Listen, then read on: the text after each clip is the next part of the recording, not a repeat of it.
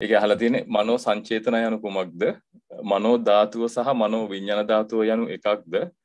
මනෝ ආයතනය හා හටගෙන නිරුද්ධ වෙන සිත් හේවස් පංචස්කන්ධය අතර වෙනස්කම් තියනවාද? ඒක තමයි හඳුනේ අහලා තියෙන ප්‍රශ්නේ. මනෝ සංචේතන ඒක දිගට අහලා මනෝ සංචේතන කියලා කියන්නේ දැන් ඉස්සෙල්ලාම අපි දකිමු චේතනා කියන්නේ මොකද්ද කියලා. චේතනා කියලා කියන්නේ චෛතසිකයක්. සබ්බචිත්ත සාධාරණ චෛතසික වලට අයිති එකක්. හැම සිතකම යෙදෙන සාධාරණ චෛතසිකයක්. ඒ කියන්නේ සියලුම දෙනාට පොදුයි. සාධාරණයි කියන්නේ පොදුයි කියන එක.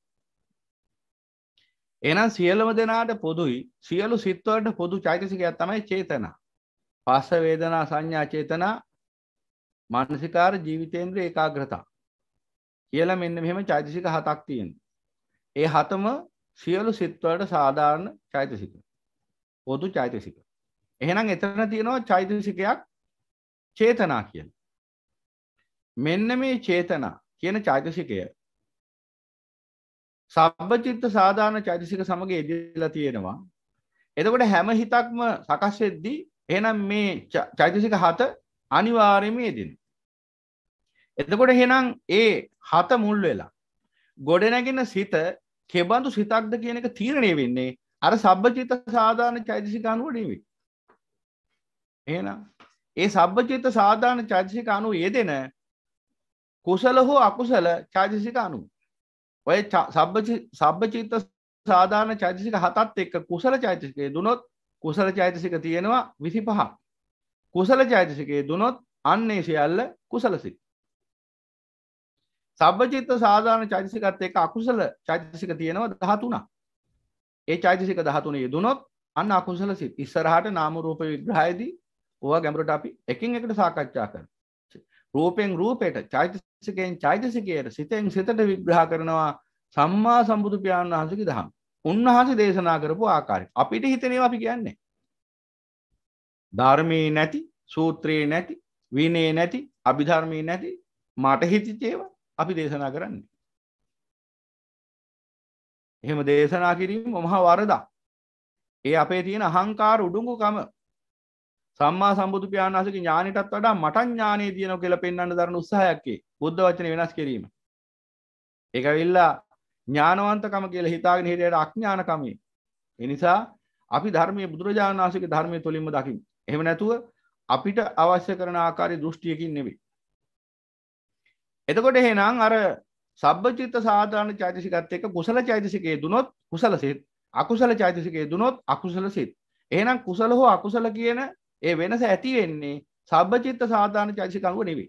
එහෙනම් ඒ සමගයේ දෙන අනිකුත් බාහිර චෛතසිකත් එක්ක. ඒ කියන්නේ ඒ හතට එහා ගිය අනිකුත් කුසල සහ අකුසල චෛතසිකත් එක්ක. අන්‍ය සමාන චෛතසික තියෙනවා. කුසල චෛතසික තියෙනවා, අකුසල චෛතසික තියෙනවා. ඒ කියන්නේ විග්‍රහයක් පසු වෙනවා. එතකොට එහෙනම් ඔන්න ඔතන චේතනා කියන චෛතසිකය. චේතනා කියන චෛතසිකයෙන් කරන්නේ මොකක්ද? චේතනා කියන චෛතසිකයෙන් තමයි මෙන්න මේ ස්පර්ශය තුලින් ලැබෙන වේදනාව, වේදනාව තුලින් ලැබෙන සංඥාව, සංඥාව තුලින් ලැබිච්ච දත්තය. ස්පර්ශය නිසා හට ගන්නවා වේදනාව, වේදනාව නිසා හට ගන්නවා සංඥාව. රූප වේදනා සංඥා කියලා කිව්වේ අර රූප කියන අවස්ථාවේදී ස්පර්ශ කියන චෛතසිකය යෙදෙනවා. රූප කියන අවස්ථාවෙත් චෛතසිකයක් යෙදিলা තියෙනවා. ඒ චෛතසිකය තමයි ස්පර්ශ චෛතසිකය. ඇහැයි රූපයයි ස්පර්ශ වෙන්න ඕන. චක්කුංච පටිච්ච රූපේච. uppajjati චක්කු විඥාන. චක්කු විඥානේ හටගන්නේ අන්තිමට. විඥානේ හටගන්න ඉස්සෙල්ලා පියවර 4ක් තව යන්න ඕන. රූප වේදනා සංඥා සංකාර කියලා. හැබැයි මේ ධර්මයේ අදාළ වෙන්නේ මෙතනදී කාම ලෝකයේ සහ රූප ලෝකයේ කියන කාරණා දෙකේ ලෝක දෙකේදී විතරයි. අරූප ලෝකයේදී රූපස්කන්ධයක් නැහැ. වේදනා සංඥා සංකාර විඥාන කියන ස්කන්ධ හතර විතරයි තියෙන අරූප ලෝකේ. ඒක වෙනම අපි සාකච්ඡා කරමු වෙන දවසක. දැන් අපි අපිට අත්දකින්න පුළුවන් මට්ටමේදී අපිට මේ පංචස්කන්ධ ක්‍රියාවලියම අත්දකින්න පුළුවන් නිසා අපි විග්‍රහ කරගන්න ඕනේ ඒ කාරණාවයි අපට අදාළ නැති නැත්නම් අපට තාම ගෝචර නැති විෂය නැති අරූපාවචර තලයේ ඒ ස්කන්ධ හතරක් පවතින්නේ කොහොමද කියලා හිතලා වෙහෙසෙන්න අවශ්‍ය නැහැ. අදාළ නැති දේවල් වැඩි හිතන්න අවශ්‍ය නැහැ. දැනගන්න එක වෙනම දෙයක්. ඒ කියන්නේ හිත හිත වෙහෙසෙන්න අවශ්‍ය නැහැ. එතකොට මොකද වෙන්නේ? කිව්ව දේ කරගන්න වෙලාවක් නැතුව යනවා. වෙන පැත්තකට හිත යොමු වෙලා මානසිකාරයෙන් ආස්වාදය ආදී නොනිවේ මෙනෙහි කරන්නේ අනවශ්‍ය දෙයක් ගැන. Tamanට අදාළ නැති දෙයක් ගැන. Tamanට අදාළ නැති දෙයක් ගැන. අන්න අරූපාවචර තලයේ ස්කන්ධ හතරකින් ඒ බ්‍රහ්මය උපදින්නේ කොහොමද කියලා හිතන්න අපි වෙහෙසෙන්න අවශ්‍ය නැහැ. මොකද ඒක Tamanට අදාළ නැති ප්‍රශ්නයක්. අනවශ්‍ය ප්‍රශ්න කිව්වේ අන්නේ වයි. එහෙම ප්‍රශ්නත් අහන්න පුළුවන් කෙනෙක්. එතකොට එහෙනම් අන්න බලන්න දැන් අද උදාහරණයක් තව ඇහුවොත් නිරේ විඳින දුක මොන වගේද කියලා ඇහුවොත් ධර්මයට අනුකූලව පෙන්වලා දෙන්න පුළුවන්. නමුත් නිරසතාව විඳින දුක අපිට ඒ ආකාරයෙන් අත්දකින්න බෑ. ඉතින් ඒ වගේ නමුත් සමහරව අහන්න පුළුවන් නිරේ විඳින දුක මොන වගේද යනාදි වශයෙන් අහන්නේ අර අත්දැකීමකින් හෙලිකල යුතු සත්‍යයක් වශයෙන් හිතාගෙන. එහෙම ධර්මයේ පැහැදිලි කරන්න බෑ. ඒ නිසා අවශ්‍ය දේමයි අපි හැමතිස්සෙම හොයන්න ඕන මේ නිවන් මඟ වඩන්න යම්කිසි ධමයක් අවශ්‍ය නම් ඒ ධර්මයේ ව්‍යාකරණي හොයන්න. ඉක්මනින් මේ ධර්මයේ හොයා ඒ ව්‍යාකරණي හොයා අවබෝධ කරගන්න. එහෙනම් මෙන්න මෙතනදී එහෙනම් මේ චේතනා කියන චෛතසිකයෙන් කරන්නේ මොකද්ද? අන්න අර රූප වේදනා සංඥා කියන අවස්ථා තුනෙන් එහෙම නැත්නම් ස්පර්ශ වේදනා සංඥා කියන තුනෙන් ආපු දත්ත සටහන ප්‍රතිනිර්මාණය කිරීම. චේතනා චෛතසිකයෙන් කරන්නේ මොකද්ද? අර බාහිර ආරම්මණය පිළිබඳ ප්‍රතිබිම්බය සකස් කිරීම. චිත්තජ රූපය ජනිත කිරීම. චිත්තජ රූපය සකස් කරනවා. ඒ කියන්නේ හිතේ රූපේ හදනවා. දැන් පරිබාහිර වශයෙන් අපිට ගහක් පේනවා. ඇත්තටම අපි දකින්නේ අර පරිබාහිර වශයෙන් පවතින ගහ නෙවෙයි. එහෙනම් ඒ ගහ පිළිබඳව හිත ඇතුලෙන් හදපු ප්‍රතිබිම්බය. ඒ දැක්කේ ගහ කියන යම්කිසි ආකාරයක රූපයක්. එතකොට මේ දැක්ක රූපය ඇහැට ස්පර්ශ වුණා. මේ රූපය ඇහැට ස්පර්ශ වුණා. ඇහැට රූපේ ස්පර්ශ වෙනවත් එක්කම වේදනාවක් හටගත්තා. වේදනාව හට ගන්නවත් එක්කම ඒ කියන්නේ විඳීමක් ජනිත වුණා. යම්කිසි වේදනාවක් ඇති වුණා දැන්. යම්කිසි වේදනාවක් ඇති වෙන ස්පර්ශයට අනුකූලයි වේදනාව. දැන් හදිසියවත් උතන ස්පර්ශයේ රාග සහගත වුණා නම් අන වේදනාවත් රාග සහගතයි. ස්පර්ශය පටිඝ සහගත වුණා නම් අන්න වේදනාවත් පටිඝ සහගතයි. ස්පර්ශයේ මෝහ සහගත වුණා නම් අන්න වේදනාවත් මෝහ සහගතයි. එහෙනම් ස්පර්ශයේ අංශයේද වේදනාව විසෙයි. එහෙනම් අන්න ස්පර්ශයට අනුකූලව යම්කිසි දැන් වේදනාවක් හට ගන්න. විඳීමක් හට ගන්න. දැන් මොකද වෙන්නේ? මේ වේදනාව හඳුනා ගන්නවා සිතින්. ඇත්තටම සිතට මේකට අවශ්‍ය වෙන්නේ මනෝද්වාරය. දැන් පැහැදිලි කරන්නේ ඒක තමයි. මනෝද්වාරයෙන් තමයි මෙන්න මේ හඳුනා ගැනීම සිද්ධ වෙන්නේ. මනෝද්වාරයේ තමයි මේ හඳුනා ගැනීම සිද්ධ වෙන්නේ සංඥාව හටගන්නේ. මනෝද්වාරය ඇසුරින්. අන්න සංඥා කිව්වා හඳුනා ගැනීම. දැන් හඳුනාගත්තා. දැන් හඳුනා ගන්නවා අතීත නාම රූපات එක්ක සංසන්දනය කරලා අතීත නාම ගෝත්‍ර පරීක්ෂා කරලා මේ මොකද්ද දැක්කේ? මේ මොන වගේ ගහක්ද දැක්කේ? යනාදි වශයෙන් මේ කෙබඳු ගහක්ද දැක්කේ? යනාදි වශයෙන් හඳුනා ගන්නවා. එතකොට මෙන්න මේ හඳුනා ගැනීමත් එක්කම දැන් මොකද වෙන්නේ? අන්නර දත්තේ නිර්මාණය වෙනවා සිත ඇතුලේ. හරියට නිකන් උපමාවකින් කිව්වොත් අපි අර ගහ ගාවට ගිහිලා කණ්ණාඩියක් තියෙනවා. දැන් මොකද වෙන්නේ? කණ්ණාඩියේ ප්‍රතිබිම්බය වැටෙනවා ගහට. මෙන්න මේ වගේ සිදුවීමක්. හරියට මේ වගේ සිදුවීමක්. අපි හිතමුකෝ කණ්ණාඩියට හිතන්න පුළුවන් හැකියාව තිබුණා කියලා. එහෙනම් කණ්ණාඩියේ දැන් මම ගහක් දැක්කා කියලා දැනගන්න. ඒකට හේතුව තමයි කණ්ණාඩිය මත පතිත වෙලා තියෙන අර ගහේ රූපේ. එහෙනම් ගහේ රූපේ තමයි කණ්ණාඩිය මත පතිත වෙලා තියෙන්නේ. ගහේ රූපයයි එහෙනම් කණ්ණාඩිය තුල පවතින. ගහ නෙවෙයි. ගහ හිත ඇතුළට ආව නෙවෙයි. ගහේ රූපයයි ආලෝකයෙන් සටහන් වුණේ ඇහැ ඇතුලේ. ඉස්සෙල්ලම ඇහැට ලැබුණේ රූප සටහන. රූප සටහන සකසුනේ ආලෝකයෙන්. එතකොට මේ ඇහැට කරන්න පුළුවන් ආලෝකය දකින්න එක විතරයි. ඇහැට හැකියාවක් නැහැ රූප දැක්කා කියලා දැනගන්න. ඇහැ නෙවෙයි දැනගන්නේ රූපයක් දැක්කා කියලා. සිතයි දැනගන්නේ. සිත දැනගන්නේ මනෝද්වාරය හරහා මෙනෙහි කරලා. එහෙනම් පංචද්වාර වලින් අරමුණක් ආවත් මනෝද්වාරයෙන් අරමුණක් ආවත් ඒ සෑම අරමුණක්ම හඳුනගන්නේ මනෝද්වාරය හරහාමයි. මෙනෙහි කිරීමක් තුලින්මයි. ඒකයි සෑම විටම සෑම චිත්ත වීතියක් එක්කම අනුබද්ධ ආධාරක චිත්ත වීති හටගන්න.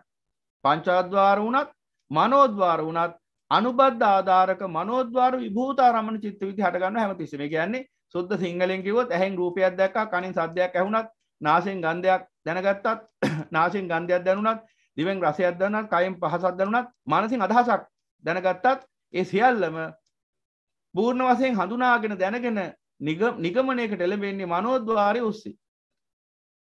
ඒ කියන්නේ ඇහැ විතරක් තිබිලා රූප දකින්න බෑ. ඇහෙන් දැක්ක රූපය මනසින් අර්ථකථනය කරන්න ඕන. එහෙනම් ඇහැට හසු කරගන්න පුළුවන් ආලෝක සටහනක් විතරයි. කනට හසු කරගන්න පුළුවන් වායෝ සටහනක්. එහෙම නැත්නම් ශබ්ද සටහනක් විතරයි. නාසයට හසු කරගන්න පුළුවන් ගන්ධ සටහනක් විතරයි. දිවට හසු කරගන්න පුළුවන් රස සටහනක් විතරයි. කයට හසු කරගන්න පුළුවන් පහස ස්පර්ශ සටහනක් විතරයි.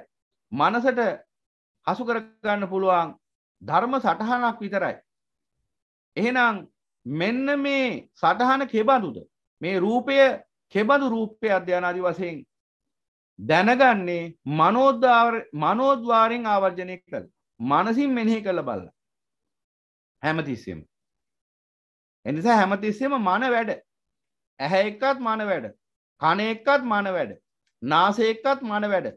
දිව එක්කත් මන වැඩ. කය එක්කත් මන වැඩ. මන එක්කත් මන වැඩ. අන්න එතන තියෙනවා මන දෙපාරක්. ඒ කියන්නේ මනෝද්වාරයට විතරක් වැඩ දෙකක් කරන්න පුළුවන්. පංචාද්වාර වලට එක වැඩයි කරන්න පුළුවන්. දැන් අර ප්‍රශ්න ඔක්කොටම උත්තරේ මේ දෙන්නේ. ප්‍රශ්න කිහිපයක් පටලවලනේ ඇහුවේ. ඔක්කොටම උත්තරේ තමයි මේ. එහෙනම් ඔන්න ඔතනදී දැන් මනෝ සංචේතන විග්‍රහ කරන අන්තිමට ඊට පස්සේ මේ ක්‍රියාවලියත් පැහැදිලි කරන්න ඕන. එහෙමනම් දැන් ඇහෙන් කරන්න පුළුවන් වර්ණ සටහනක් ගන්න එක විතරයි. ඇහැට මෙනෙහි කිරීමේ හැකියාව නැහැ. කනෙන් ගන්න පුළුවන් ශබ්ද සටහනක් විතරයි. කනටත් මෙනෙහි කිරීමේ හැකියාව නැහැ.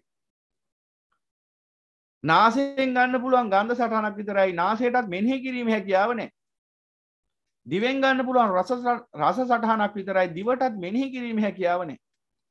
කනෙන් කයෙන් ගන්න පුළුවන් පහස එහෙම නැත්නම් පොට්ටබ්බ සටහනක් විතරයි. කයටත් මෙනෙහි කිරීමේ හැකියාව නැහැ.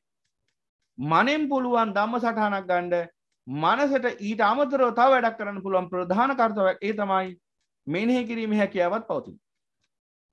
එහෙනම් ඒ ආරම්මන වශයෙන් ලැබුණු සටහන කෙබඳු සටහනක්ද කියලා අර්ථකථනය කර ගැනීමේ හැකියාව මනෝ ධාතුවට පවතින. මනෝද්වාරයේ තුල පවතින. එහෙනම් මනසෙන් කටයුතු දෙකක් වෙනවා. එකක් තමයි අරමුණ ළඟා කර ගැනීම. අරමුණක් ලං කර ගැනීමත් මනසින් කරනවා. දැන් මනසට ධම්ම මනංච පටිච්ච ධම්මේච උප්පජ්ජති මනෝ විඥාන. දැන් ওই විදිහට විඥාන හයක් හට ගන්නවානේ. චක්කුංච පටිච්ච රූපේච උප්පජ්ජති චක්කු විඥාන. ඒ විදිහට සෝතංච සද්දේච පටිච්ච උප්පජ්ජති සෝත විඥාන යනාදී වශයෙන්.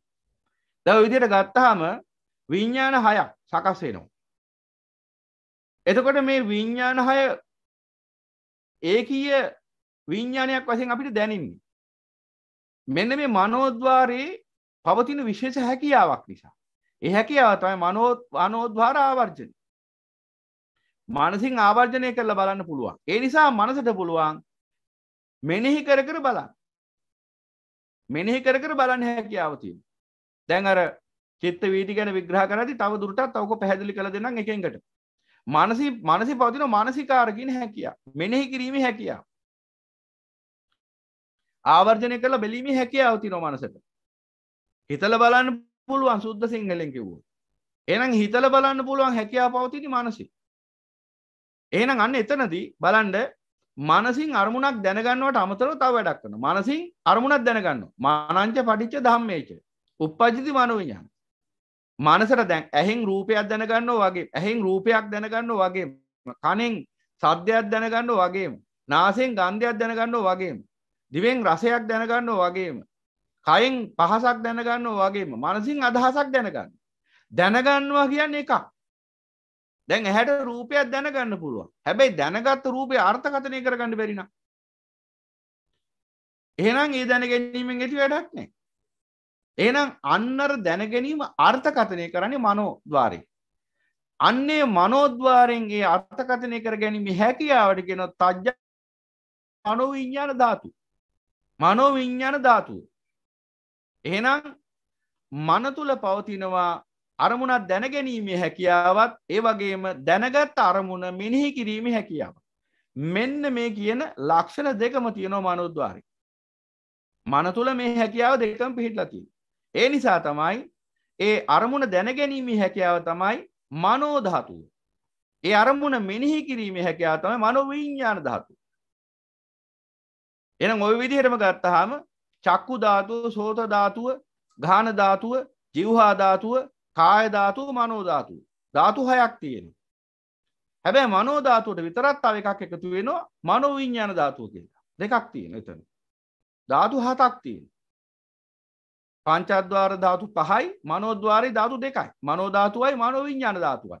එහෙනම් මනෝ ධාතුවෙන් තමයි අර අරමුණ දැනගන්නේ, ධම්ම දැනගන්නේ, අදහස් දැනගන්නේ.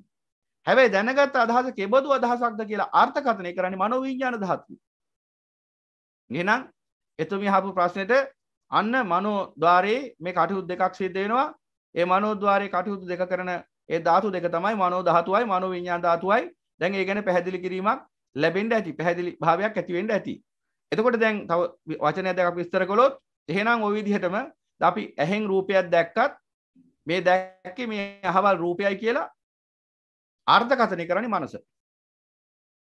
කන්නෙන් සද්දයක් ඇහුණත් මේ ඇසුනේ අහවල් සද්දයයි කියලා අර්ථකථනය කරන්නේ මනස. එවන් උපසංහතිය විදිහට ඇහැ කන නාසය දිව ශරීරය මනස කියන හයෙන්ම ලැබෙන අරමුණ අර්ථකථනය කරන්නේ මනෝ විඤ්ඤාණ ධාතුව. හැමතිස්සෙම. එහෙනම් අන්න ඒ නිසාම මන කියන ධාතුවෙන් මනසින් වැඩ දෙකක් සිද්ධ වෙනවා. අරමුණක් දැන ගැනීම සහ මෙනෙහි කිරීම. එහෙනම් හැමතිස්සෙම මේ හැම චිත්ත වීතියක් එක්කම පංචද්වාර වුණත් මනෝද්වාර වුණත් චිත්ත වීතියක් එක්කම අනුබද්ධ ආධාරක චිත්ත වීති කියලා ඒ මානසිකාර චිත්ත වීති හට ගන්න. එහෙම හටගත්තේ නැත්නම් අන්න අර දැක්කේ ඇහුනේ මොකද්ද කියලා තේරුම් ගන්න බෑ. රූපයක් දැක්කා කියලා දැනගන්න පුළුවන්. එතනින් එහා පැත්තට කෙබඳු රූපයක්ද දැක්කේ කියලා අර්ථකථනය කරගන්න බෑ. දැන් ඔය උදාහරණයක් ගත්තොත් දැන් ඔය විවිධාකාරයේ මන්ද බුද්ධික හෝ එහෙම නැත්නම් උම්මත්තක භාවයට පත් වෙච්ච පිරිසින අහිංසක මිනිස්සු. මෙන්න මේ අයට මේ හැකියාව දුර්වලයි තාම. මොකද ඒකට හේතුව අර මනෝ විඤ්ඤාණ ධාතුව නිසි ආකාරයෙන් ක්‍රියාත්මක වෙන්නේ නැහැ. මානසිකාර්ය දුර්වලයි. මොකද ඒකට හේතුව ඒ අත්භවයේ සකස් වෙච්ච ආකාරය, ඒ චින්තන ශක්තිය මොටයි උපදිනකොටම අර ප්‍රතිසන්දි චිත්තය දුර්වල එකක්. උත්කෘෂ්ඨ මට්ටමේ හෝ මධ්‍යම මට්ටමේ භවාංග චිත්තයක් නෙවෙයි. හීන මට්ටමේ එකක්. අකුසල විපාකයක ප්‍රතිඵලයක් වශයෙන්. කුසල විපාකයේ දුර්වලයි, අකුසල විපාකයකුත් ප්‍රත්‍ය වෙනවා. එතකොට මොකද වෙන්නේ? අර විදිහට මනෝද්වාර චින්තනය දුර්වල වෙනවා. ඒ කියන්නේ මේ මෙනෙහි කිරීමේ හැකියාව දුර්වල මිනිසෙක් වෙනවා. එහෙම වුණොත් ඉතින් නිවන් දකින්න හම්බ වෙන්නේ නැහැ කවදාවත්. ඉතින් එහෙබඳු අසරණ මිනිසයොන්ට දුර්ලභ මනුස්ස භවයක් ලැබෙනවා. බුද්ධෝත්පාද කාලයක් ලැබෙනවා. හැබැයි ක්ෂණ සම්පත්තිය නම් ලැබෙන්නේ නැහැ. ඒ නිසා සද්ධර්මය ඇහෙන්නෙත් නැහැ. ක්ෂණ සම්පත්තිය නැහැ. ඉතින් එහෙනම් ආන්නර විදිහට මනෝද්වාරෙන් කාර්යය දෙකයි. ඒ නිසා තමයි මනෝ ධාතුව සහ මනෝ විඤ්ඤාණ ධාතුව කියලා ස්වභාව දෙකක් නැත්නම් ධාතු දෙකක් එහි පවතින්නේ. ඊළඟට පින්වතුනි එහෙනම් අර ප්‍රශ්නේ අහුව ඉස්සෙල්ලාම දැන් ඒකේ අර මනෝ සංචේතනාව ගැන. එතකොට එහෙනම් මෙන්න මේ දැන ගැනීම සිද්ධ වෙද්දී හැම තිස්සෙම අර වේදනා සංඥා, පස්ස වේදනා සංඥා කියන දත්ත ටික ස්පර්ශයෙන් ලැබුණු වේදනාව, වේදනාවෙන් ලැබුණු හඳුනා ගැනීම. මෙන්න මේ හඳුනා ගැනීම අවසන්. අර ලැබිච්ච හඳුනා ගැනීම දැන් දත්තයක් වශයෙන් ප්‍රතිනිර්මාණය වෙන්න ඕන මේ මන ඇතුලේ. දත්තයක් වශයෙන් ප්‍රතිනිර්මාණය වෙන්න ඕන. එහෙම නොවුනොත් එහෙම මොකද වෙන්නේ? එහෙම නොවුනොත් මේ මොකක්ද දැක්කේ කියලා දැනගන්න හම්බෙන්නේ නැහැ. මොකක්ද ඇහුනේ කියලා දැනගන්න හම්බෙන්නේ නැහැ. එහෙනම් දැන ගැනීම සිද්ධ වෙන්න නම් ඉස්සෙල්ලා මොකද වෙන්න ඕන? අන්නර ලැබිච්ච දත්ත ටික හිත ඇතුලේ නිර්මාණය වෙන්න ඕන චිත්‍රයක් වශයෙන්. අන්න චිත්‍රයක් ලැබෙනවා. දැන් අපි හිතමු මෙහෙම. ඔබ S2 වහගෙන ඉන්නවා.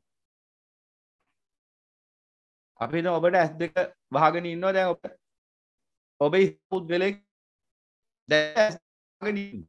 ඔය මේ කියලා වගේ එකක S2 රිපටියකින් වහලා ඉස්සරහා කෙනෙක් ඉන්නවා කියලා හිතමුකෝ. දැන් එයාව අපිට පේන්නේ නැහැ. හැබැයි දැන් එයාගේ ගති ලක්ෂණ එයාගේ රූප ලක්ෂණ දැන් අපිට කියනවා. දැන් අපි ඉස්සරහින් උස කෙනෙක්, සුදු කෙනෙක්. එයාගේ කොණ්ඩේ මේ වගේ. එයාගේ ඇස් මේ වගේ, හම මේ වගේ, ඇඳන් ඉන්නේ මේ වගේ ඇඳුමක්. යනාදි වශයෙන් අර රූපේ විස්තර කියනවා දැන්. කියනකොට මොකද වෙන්නේ? හිතින් හදා ගන්නවා චිත්‍රය. ඔයදී ඔන්න ඔය හිතෙන් චිත්‍රය හදා ගන්න ක්‍රියාවලියට තමයි චේතනා කියන්නේ. එහෙනම් ඒ චිත්‍රය හදා ගන්න පුළුවන් ආකාර 6ක් තියෙනවා. ඇහෙන් ලැබෙන දත් ඔස්සේ චිත්‍රයක් හදා ගන්න පුළුවන්. ඒකට අපි කියනවා වර්ණ රූපය කියලා. කනෙන් ලැබෙන දත් ඔස්සේ චිත්‍රයක් හදා ගන්න. ඒකට අපි කියනවා ශබ්ද රූපය කියලා. නාසයෙන් ලැබෙන දත් ඔස්සේ චිත්‍රයක් හදා ගන්න. ඒ තමයි ගාහන රූපය. ඊළඟට මේ සමාවෙන ගන්ධ රූපය. නාසයෙන් ලැබෙන දත් ඔස්සේ හදා ගන්න රූපයක් ගන්ධ රූපය. ඊළඟට දිවෙන් ලැබෙන දත් ඔස්සේ රූපයක් හදා ගන්නවා රස රූපය. කයෙන් ලැබෙන පහස ඔස්සේ දත් ඔස්සේ රූපයක් හදා ගන්නවා පොට්ටබ්බ රූපය. මනෙන් ලැබෙන ධම්ම ඔස්සේ දත් ඔස්සේ හදා ගන්න රූපයක් මනෝ රූපය. මේ ධම්ම රූපය. ওই විදිහට වර්ණ රූපය, ඇහැ නිසා වර්ණ රූපය, කන නිසා ශබ්ද රූපය, නාසය නිසා ගන්ධ රූපය, දිව නිසා රස රූපය, කය නිසා පොට්ටබ්බ රූපය සහ මන නිසා ධම්ම රූපය යන ආදී වශයෙන් රූප 6 ආකාරයකින් සකස් වෙන හිත ඇතුලේ චිත්‍රයක් හැදෙනවා. මේ චිත්‍රය තමයි අර චේතනා කියන චෛතසිකයෙන් හදන චිත්තජ රූපය. සිතින් ජනිත කරන රූපය. දැන් ඔය සාහිත්‍ය කියලා තියෙනවා. ඔය නවකතා කෙටි කතා. දැන් ඕවා කියවනකොට ඒකේ තියෙනවා මෙහෙම පිටිසර ගමක්, ලස්සන ගම්මානයක්, මේ ගම මැදින් ගඟක් ගලනවා, කඩමණ්ඩිය පිහිටියේ පිටිසර ගම කෙළවරේමයි, මේ පිටිසර ගමේ ගම කෙළවරේ පිහිටියේ කඩමණ්ඩිය යන ආදි වශයෙන් කොහොම විස්තර වෙනවද මේ නවකතාව කියලා හිතමුකෝ. ඒ ගමට ඇතුල් වෙන තැනම පාලමක් තියෙනවා.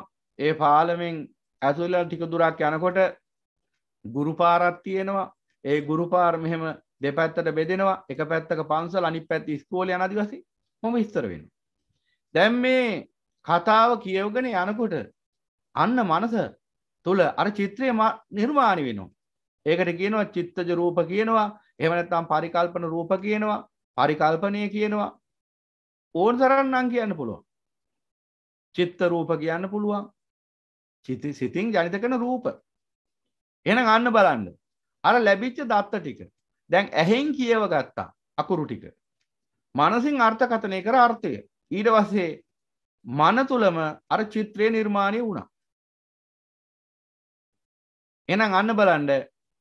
අන්න අර චිත්‍රය නිර්මාණය කිරීමේ හැකියාව තමයි ඔන්න ඔය චේතනා කියන චෛතසිකෙන් ඔය චිත්‍රය සකස් කිරීමේ හැකියාව පවතින ඔය චේතනා කියන චෛතසිකයට. එහෙනම් ඇහෙන්, කනෙන්, නාසයෙන්, දිවෙන්, ශරීරයෙන්, මනසෙන් කියන ආකාර හයෙන් කුමන ආකාරයකින් නමුත් ලැබෙන දත්තය චිත්‍රණය කිරීමේ හැකියාව සිතට තියෙනවා. මෙන්න මේ චිත්‍රණය කරන සිත්තරා තමයි චේතනා කියන චෛතසිකය. එහෙනම් මේ සිත්තරාට අනුකූලව තමයි ඇතුලේ චිත්‍රය නිර්මාණය වෙන්නේ. ඒ චිත්‍රය තමයි විඥානය කියන හාම්පුතා දැනගන්න. එහෙනම් චේතනා කියන සිත්තර ඇඳ චිත්‍රය තමයි අර විඥාණයෙන් දැනගන්න. එහෙනම් චිත්‍රය 6 ආකාරයි කියලා ඔබ දැක්කා. වර්ණ රූප, ශබ්ද රූප, ගන්ධ රූප, රස රූප, පොට්ටබ්බ රූප, ධම්ම රූප කියලා ආකාර 6කට මේ චිත්‍රය අඳිනවා. නිර්මාණය කරනවා. එහෙනම් පින්තුනි මෙන්න මේ චිත්‍රය නිර්මාණය කරන මොහොතේදී ඒ චේතනා කියන චෛතසිකයත් එක්ක ඉන්නේ කුසල චෛතසික නා. අන්න අර චිත්‍රය කුසල සිතක් ජනිත කරන්න අවශ්‍ය කරන ආකාරයේ චිත්‍රයක් බවට පරිවර්තනය වෙනවා. ඒ කියන්නේ එහෙනම් හිත ඇතුලෙන් ඒ නිර්මාණය කරන චිත්‍රය කුසල විඥානයකට උපකාර කරන චිත්‍රයක්. ඒ කියන්නේ කුසලය එමනම් මේ රාගයේ දේශයේ මෝහය දුරු වෙච්ච චිත්‍රයක් නිර්මාණය කරන්න දැන ගැනීමක් නිර්මාණය කරන්න හේතු වෙනවා. අන්න එතකොට කියනවාට කුසල විඥාන. නැත්තම් පුණ්‍ය විඥාන මොකක් හරි කියන්න පුළුවන්. එතකොට එහෙනම් මෙන්න මේ සංඛාර කියන අවස්ථාවේදී තමයි සංඛාර කියන අවස්ථාවේ තමයි මෙන්න මේක සිද්ධ වෙන්නේ. එහෙනම් සංඛාර කියන අවස්ථාවේ ක්‍රියාත්මක වෙන චෛතසිකය තමයි ප්‍රධාන වශයෙන්ම මේ චේතනා කියන චෛතසිකය. තනිව ක්‍රියාත්මක වෙනව නෙවෙයි. එතනම යෙදিলা තියෙනවා සබ්බ චිත්ත සාධාරණ චෛතසික හතක්. තනිව ක්‍රියාත්මක වෙන්න බෑ. තව හතක් තියෙන්න ඕන. අවම වශයෙන් උපරිම වශයෙන් හතට වඩා උපරිම 36ක් දක්වා පවතින්න පුළුවන්. අවමයේ 7යි උපරිමයේ 36යි. එහෙනම් උපරිම වශයෙන් 36ක් දක්වා මේ හිතට පුළුවන් හැකියාව තියෙනවා තව චෛතසික එකතු කරගෙන අර චිත්‍රය වැඩි දියුණු කරා. අර පරිබාහිර වශයෙන් ලැබිච්ච දත්තය නිර්මාණය කරද්දී හිත ඇතුලේ ප්‍රතිබිම්බ රූපයක් වශයෙන් සිතට හැකියාව තියෙනවා තව ඒ අවස්ථාවේ යෙදෙන චෛතසික අනුව අර චිත්‍රයේ වෙනස්කම් ඇති කරන්න. පිටින් පේන රූපේ නෙමෙයි ඇතුලෙන් පෙන්නන්නේ. දැන් උදාහරණයක් ගත්තොත් පිටින් විද්‍යමාන වෙනවා බාහිර වශයෙන් රූපයක් විද්‍යමානයි අසුබ රූපයක්. දෙතෙස් කුණුපෙන් සකස් වෙච්ච අසුබ රූපයක් බාහිර වශයෙන් විද්‍යමානයි. හැබැයි බාහිර වශයෙන් මේ රූපේ විද්‍යමාන වුණාට මෙන්න මේ රූපය ඇහෙන් දැනගන්න මොහොතේදී ඒ ඇහෙන් දැනගැනීමේ ක්‍රියාවලිය තුලත් ඒ වගේම ඒ රූපය පිළිබඳ මෙනෙහි කිරීමේ ක්‍රියාවලිය තුල කාරණා දෙකක්නේ. ඇහෙන් දකින්නත් ඕන, මනසින් මෙනෙහි කරන්නත් ඕන. චක්කුද්්වාරයෙන් දැනගන්නවා රූපය, මනෝද්්වාරයෙන් ඒ ගැන හඳුනාගෙන ඒ ගැන මෙනෙහි කරන්න පටන් ගන්නවා. එහෙනම් ඔන්න ඔය අවස්ථා දෙකේම ඒ චිත්ත වීතිය ගොඩනැගෙද්දී එහෙම නැත්නම් ඒ සිත ගොඩනගද්දී ඒ සබ්බචිත්ත සාධාරණ චෛතසික සමග ලෝභ අලෝභ කියන චෛතසික යෙදුනොත් ලෝභ අලෝභ විතරක් නෙවෙයි තව ඒවත් එක්ක ඒ එකයි කියන්නේ ඉස්සරහට ඒව විග්‍රහ කරන්න එකෙන් එකට ගොඩක් ගැඹුරුයි. ඒ චෛතසිකත් එක්ක තව යෙදෙනවා ඒකට උපනිශ්‍රේ වෙන චෛතසික. දැන් අපි මොනවා හරි ගෙදර වැඩක් කරන්න ගියාම කසාද බඳිනවා. දැන් ගෙදර යුවලා කසාද බඳින්නේ ඒ ගෙදර ඉන්න දුවක්. පිටින් එනවා පුතෙක්. මේ දැන තමයි කසාද බඳින්නේ. මේ දෙන්නගේ තමයි කාර්යය. මංගල්‍යය. හැබැයි ගෙදර ඉන්න අනිත් මිනිස්සුත් මේකට උපකාර කරනවානේ. අම්මා තාත්තා නැන්දා මාමා පුංචි අම්මා බාප්පා ඔක්කොම තොරන් හදනවා, බෙර ගහනවා, කොඩි දානවා, රතිඤ්ඤා දානවා, කැවුම් උයනවා. අර ඉතුරු ටික කරන්න අනිත් අයත් උපකාර වෙනවා. නමුත් අර දෙන්න තමයි ප්‍රධාන වෙන්නේ. ඒ වගේ ලෝභය අලෝභය කියන චෛතසික, ලෝභ අලෝභ කියන චෛතසික තමයි මේ රාගය ධනවන චෛතසික. ආස්වාදයේ සොයන චෛතසික. ආස්වාදයේ ගොඩනගෙන සිත් සදන චෛතසික.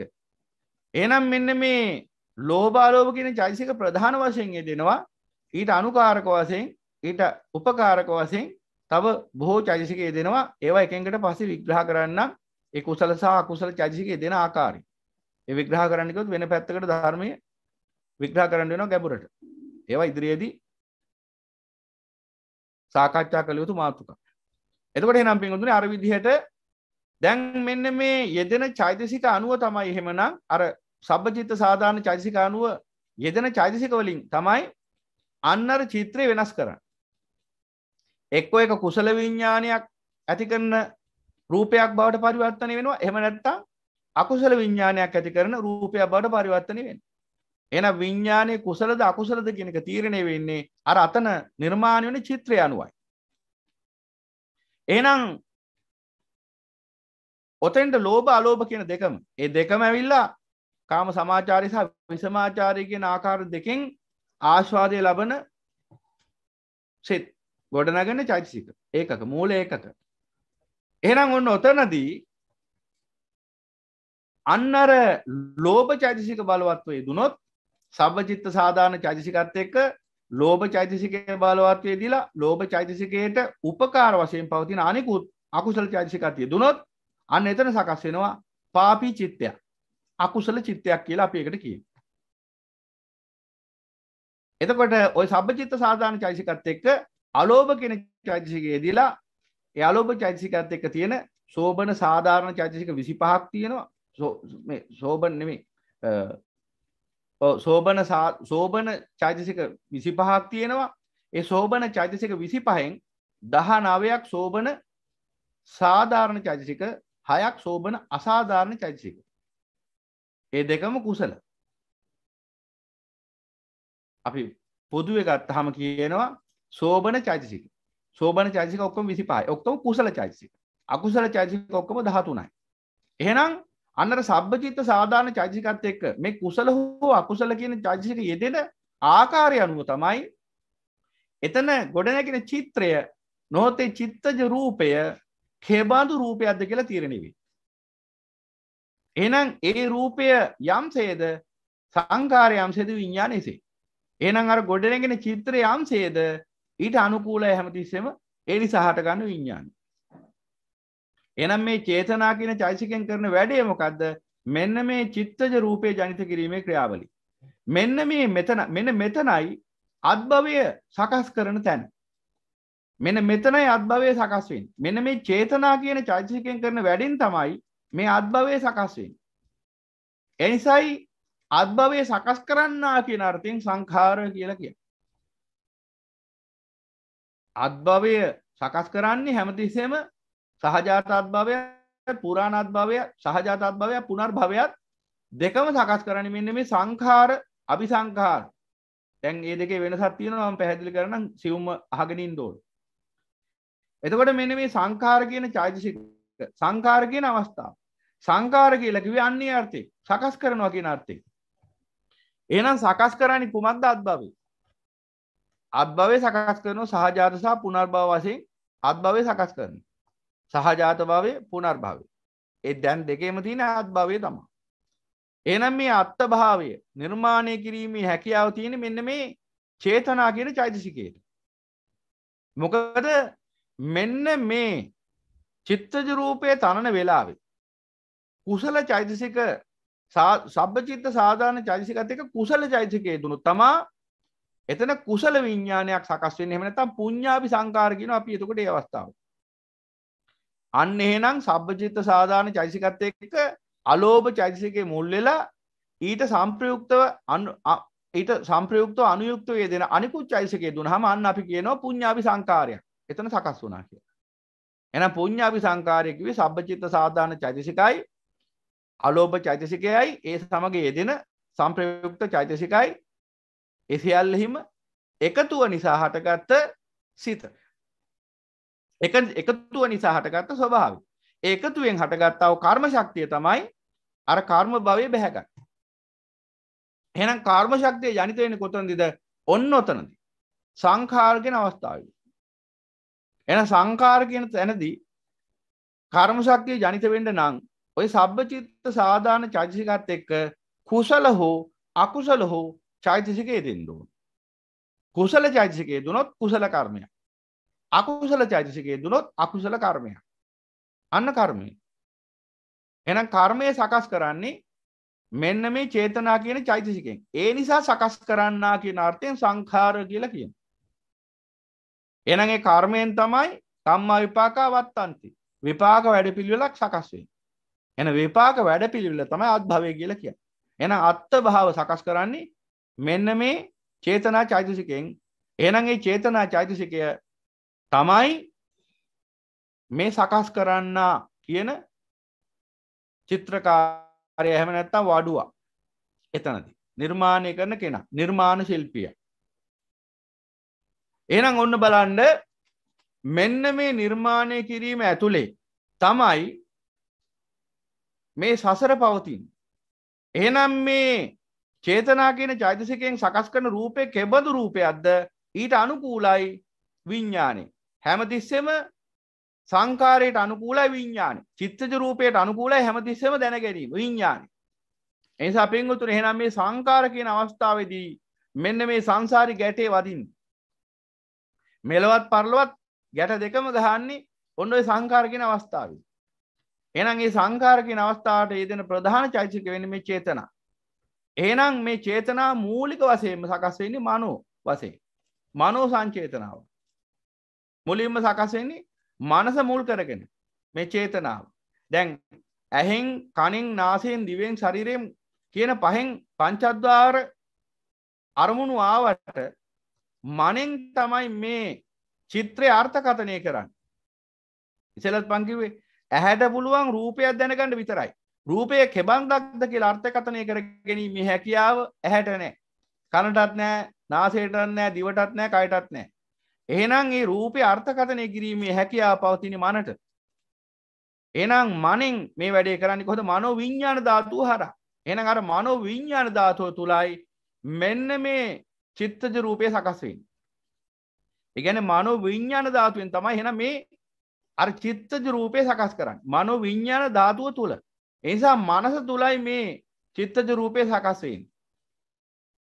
ඒ නිසා හැමතිස්සෙම කුසල ධර්මයන්ටත් අකුසල ධර්මයන්ටත් මේ මන තමයි පූර්වගාමීව ගමන් කරන්නේ.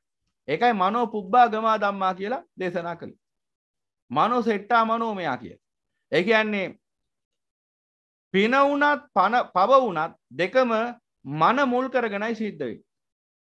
මනෝ පුබ්බා ගමා ධම්මා මනෝ සෙට්ටා මනෝමයා මනසාචේ පදුට්ටේන. අන්න මනසාචේ පදුට්ටේන. ඔය ඉතින් එතන චේ කියලා කියන්නේ චේතනාව. හදනවා. චිත්තේ හදන රූපය. මනසාචේ පදුට්ටේන. පදුට්ට රූපයක් නම් හැදුවේ. මනසාචේ පදුට්ටේන. එතනින් එහා පැත්තට සකස් වෙන සියලුම සංකාරයේ රූපය මුල් කරගෙනයි සකස් වෙන්නේ. එහෙනම් මනසාචේ පදුට්ටේන භාසතිවා කරෝතිවා. ඒ කියන්නේ ඒ මනෝ රූපය මුල් කරගෙන තමයි හිතන්නේ, කතා කරන්නේ, ක්‍රියාත්මක වෙන්නේ. අනර මනෝ රූපය මුල් කරගෙන. එහෙනම් මේ මන තුල නිර්මාණය වෙච්ච මේ රූපයේ අංශයේද ඊට අනුකූලයි හැමතිස්සෙම මානසිකාර්ය, වචනය, විතක විචාර සහ ඒ ක්‍රියාව.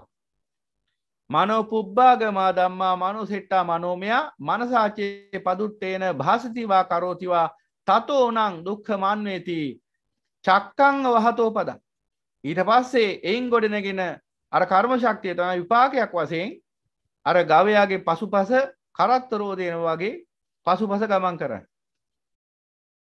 දෙකෙන් දෙකට සංසාරේ අත්භවයෙන් අත්භවයට අසාර භවික සත්‍යය පසුපස මේ කර්ම ශක්තිය ගමන් කරනවා හරියට හරක පස්සෙන් එන ඒ කරත්තරෝදේ වගේ. ඒ වගේමයි අන්න දැක්ක ඔබ එහෙනම් අන්න එහෙනම් ඒ පාප ශක්තිය නිර්මාණය වෙන්නේ මනස තුලමයි. ඒ වගේම පුණ්‍ය ශක්තිය.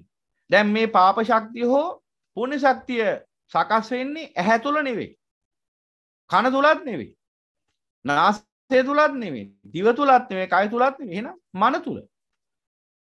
එහෙනම් මන තුල ඒ ශක්තිය නිර්මාණය වෙන්නේ ඒ මනෝ ධාතුව තුල නෙවෙයි. එහෙනම් මනෝ විඥාන ධාතුව තුල. අන්නේ ශක්තිය සමුදේ වෙන්නේ මනෝ විඥාන ධාතුව තුල. මනෝ ධාතුවෙන් කරන්නේ ධම්ම දැනගන්න එක විතරයි. මනෝ විඥාන ධාතුවෙන් තමයි ධම්ම කෙබඳුද නැත්නම් ඒ අදහස් කෙබඳුද කියලා අර්ථකථනය කරන්නේ. මෙන්න මේ අර්ථකථනය කිරීමේ ක්‍රියාවලිය ඇතුලේ තමයි අන්නර චිත්තජ රූපේ පවතින්නේ. මොකද අර්ථකථනය යම්සේද ඊට අනුකූලයි අර චිත්තජ රූපේ. චිත්තජ රූපයට අනුකූලව තමයි අර අර්ථකථනය සිද්ධ වෙන්නේ. එහෙනම් මනෝපුබ්බගමා ධම්මා මනෝ සෙට්ටා මනෝමයා මනසාචේ පසන්නේන. අන්නේ චිත්තජ රූපයේ ප්‍රසන්න එකක් වුණොත් පදුට්ට එකක් නෙවෙයි. දුෂ්ට රූපයක් නෙවෙයි. ප්‍රසන්න රූපයක් දැන් වෙන්නේ හිතේ. දැන් මොකද වෙන්නේ? මනසාචේ පසන්නේන භාසිතවා කරෝතිවා. එහෙනම් එතනින් එහා පැත්තට මෙනෙහි කිරීමත් ප්‍රසන්නයි. වචනයත් ප්‍රසන්නයි. ක්‍රියාවත් ප්‍රසන්නයි. දැන් අරතන මනෝ පුබ්බංගමා ධම්මා මනෝ සෙට්ටා මනෝමයා මනසාචේ පදුට්ටේන. පදුට්ට රූපයක් උතන සකස් වුණොත් දැන් මොකෝ වෙන්නේ? මෙනෙහි කිරීමත් පදුට්ටයි. ඒ කියන්නේ හිතීමත් චින්තනයත් පදුට්ටයි. හිතන විදිහත් පදුට්ටයි. දුෂ්ටයි. ඒ වගේම වචනත් දුෂ්ටයි පදුට්ටයි. ක්‍රියාවත් දුෂ්ටයි පදුට්ටයි. එතනින් එහෙනම් ගොඩනැගෙන කර්ම ශක්තියත් පදුට්ටයි දුෂ්ටයි.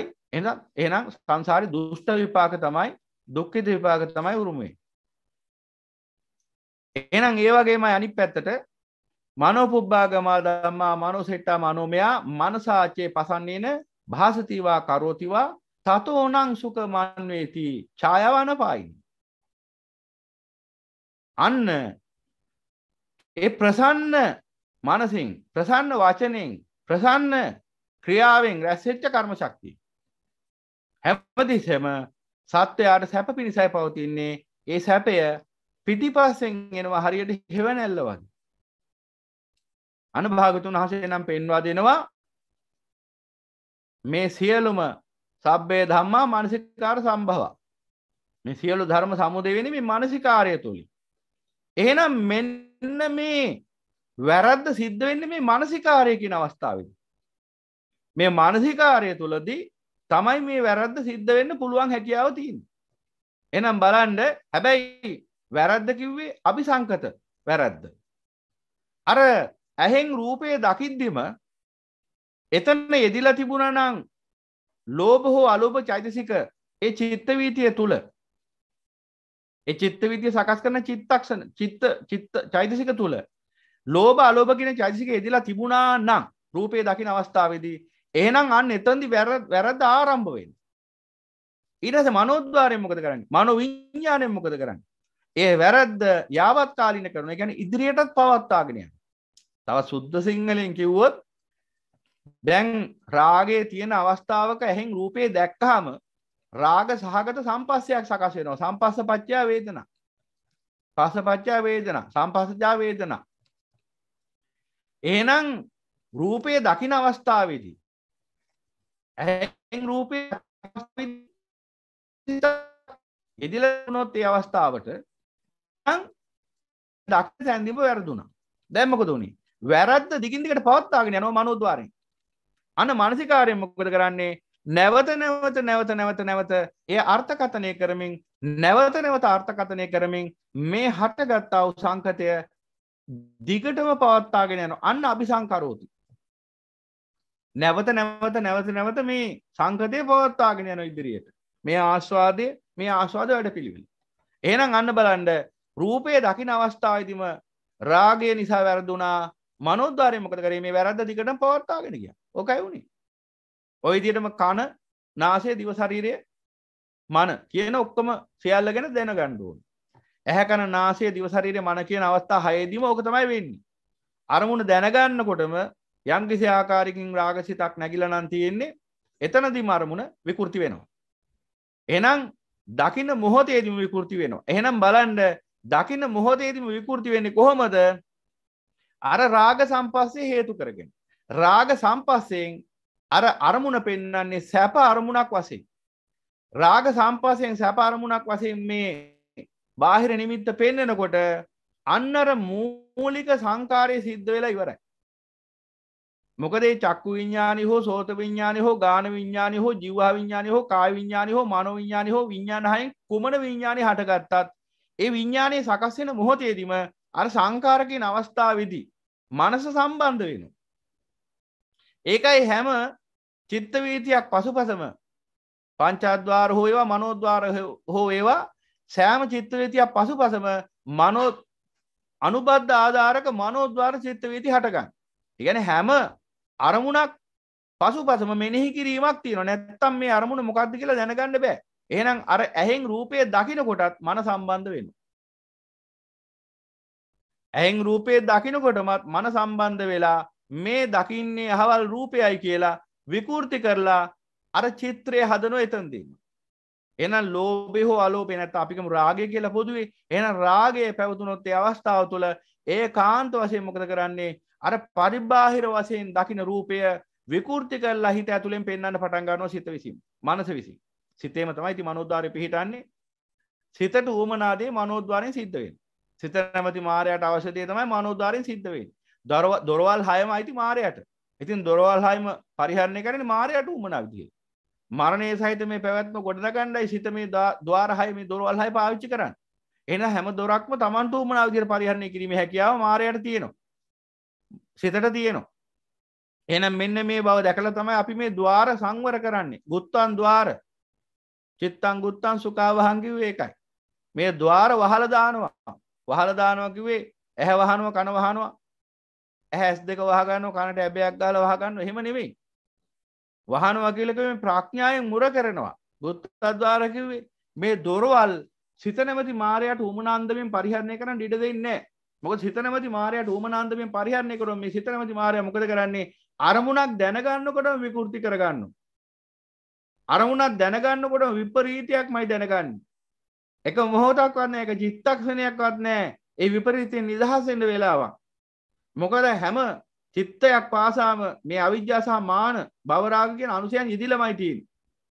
හැම චිත්තයක් පාසාම චතුර්ථ ධානයේදී විතරයි පූර්ණ නොවූ චතුර්ථ ධානයේදී විතරයි අවිජ්ජානුසය සමුච්ඡේද වශයෙන් නොයේදී පවතින්නේ.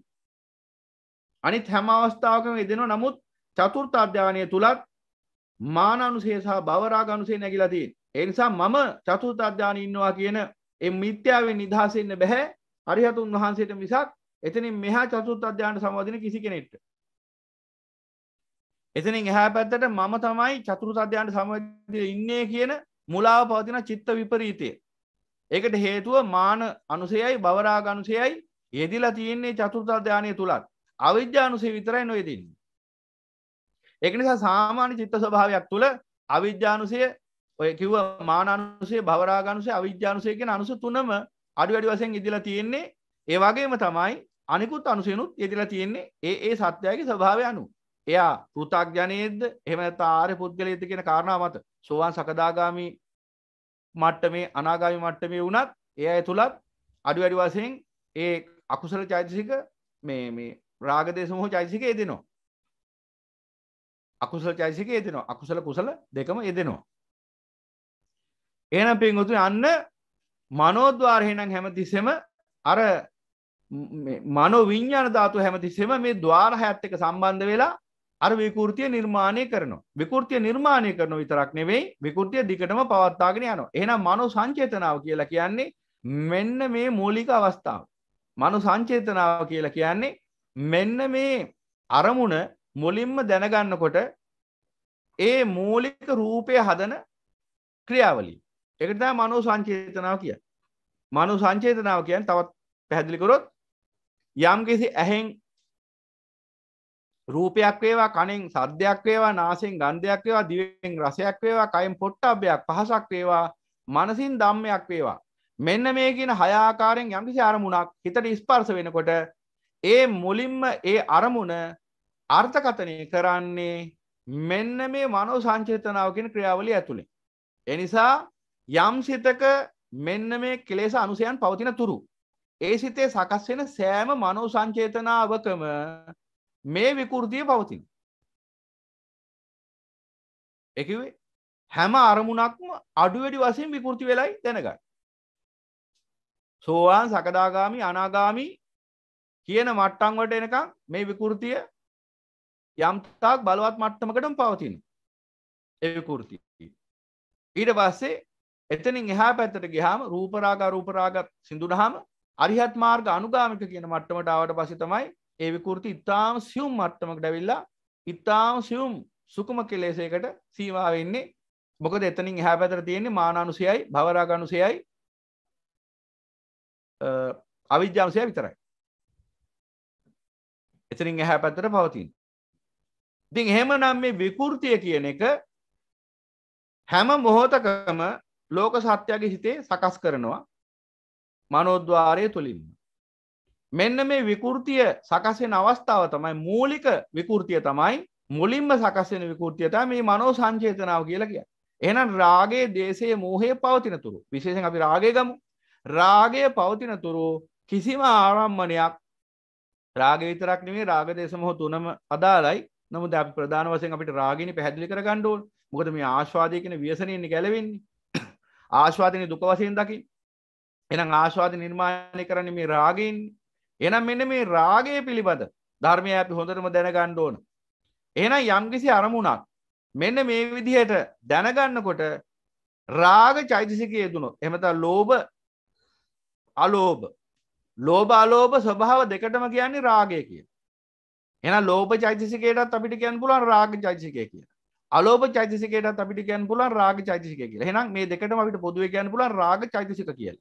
එහෙනම් මෙන්න මේ රාග චෛතසික යෙදුනොත් යම් අරමුණක් දැනගන්න චිත්ත වීතියක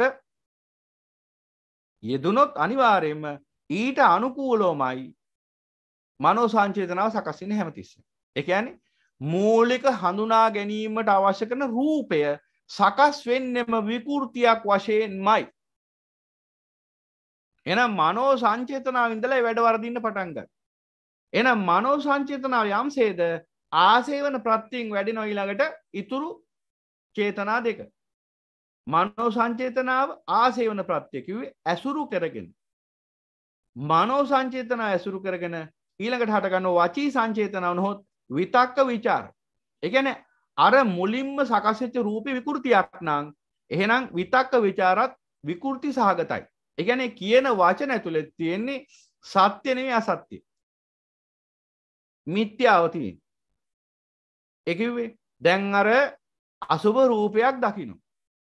දෙතිස් කුණුපයක් හිසෙසිට පාදාන්තය දක්වා නානාවිද අසුභයන්ගෙන් අසුචීන්ගෙන් ගැවසුනා වූ සමකින් වසන ලද මේ කුණුකය දකින්න රූපයක් වශයෙන්. දැන් මොකද වෙන්නේ? මේ රූපය දකින්නෙම රාගය මුල් කරගෙන. ඒ කිව්වේ ඒ රූපය දකින චිත්ත වීතිය තුල අන්න අර මනෙන් සම්බන්ධ වෙලා රාගය ඇති කරනවා. රාග චෛතසිකයක් ඉදිලා තියෙනවා. දැන් මොකද වෙන්නේ? රාග චෛතසිකයක් ඉදිලා තියෙන නිසා රාග චෛතසිකය ඉදිලා තියෙන නිසා මොකද වෙන්නේ? අර රූපය දකින්නෙම වෙනස් වෙලා විකෘති වෙලා අසුභය සුභ වශයෙන් පේන්න පටන් ගන්නවා.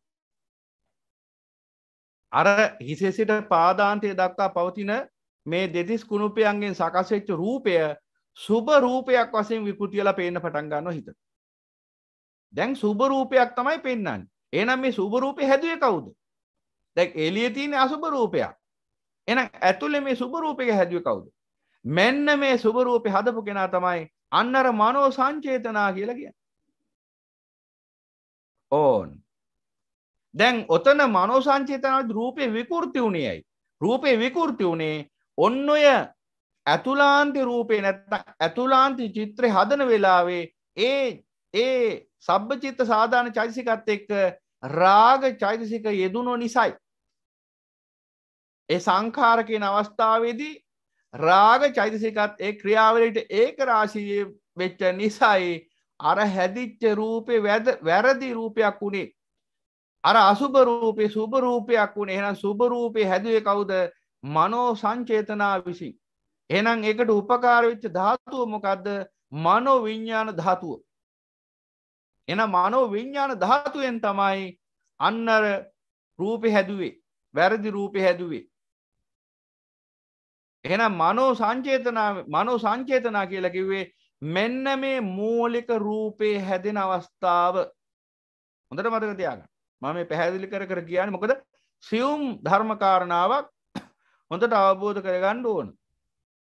එහෙනම් අර මූලික රූපය පරිබාහිර වශයෙන් මුණ ගැහෙන ආරම්මනේ මූලික රූපය ඇහෙන් වර්ණ රූපයක් වේවා, කනෙන් ශබ්ද රූපයක් වේවා, නාසයෙන් ගන්ධ රූපයක් වේවා යනාදී වශයෙන් ඒ මුණ ගැහෙන පරිබාහිර රූපේ අතුලාන්ත රූපය. සුද්ධ සිංහලෙන් කිව්වොත් ඕන. පරිබාහිර වශයෙන් රූපයක් තියෙනවා. ඒ පරිබාහිර රූපේ අලලාගෙන ඇසුරු කරගෙන අතුලාන්තේ මන විසින් මනෝ විඥාන ධාතු විසින් සකස් කරන රූපයක් තියෙනවා. මෙන්න මේ මනෝ විඥාන ධාතු විසින් සකස් කරන රූපේ තමයි හැමතිස්සෙම සිත දකින්නේ. එනිසායි සංඛාරපච්ච විඥාන වෙන්නේ. සංඛාරපච්ච විඥාන. එහෙනම් ඒ හදපු රූපේ යම්සේද ඊට අනුකූලයි විඥාන නොහොත් දැනගනි. එහෙනම් පිටත පවතින්නේ අසුභ රූපයක් වුණාට අතුලාන්තේ සකස් වුණේ සුභ රූපයක් නම් සිත දැනගන්නේ මේ රූපේ සුභයි කියලා. ඒ වගේම තමයි අනිත් පැත්තට. පිටත පවතින්නේ සුභ රූපයක් වුණත් අතුලාන්තෙන් හදනවා මේ වෙලාවේ ද්වේෂ චෛතසිකයත් එකතු වෙලා සබ්බචිත්ත සාධාන චෛතසිකයත් එක්ක එකතු වෙනවා ද්වේෂ චෛතසිකය.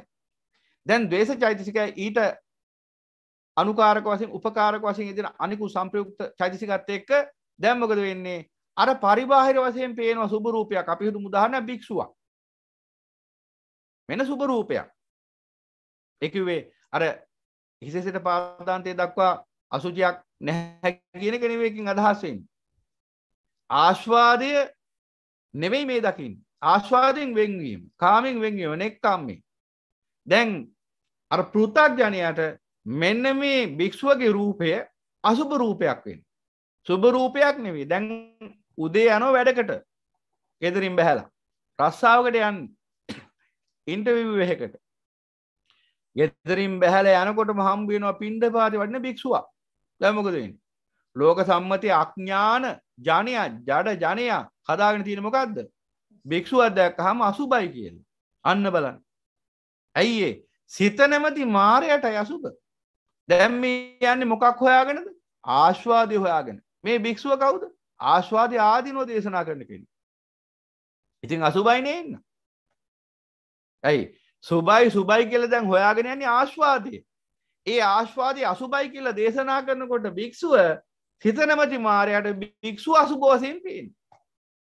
එහෙනම් සුබ සහනීය උදා කරලා දෙන භික්ෂුව අසුබ රූපයක් වශයෙන් තමයි සිත විසින් පෙන්වන්නේ. කෙසේද පෙන්වන්නේ? අන්නර සබ්බචිත්ත සාධාන චෛතසිකත් එක්ක ද්වේෂ චෛතසිකය දෙන.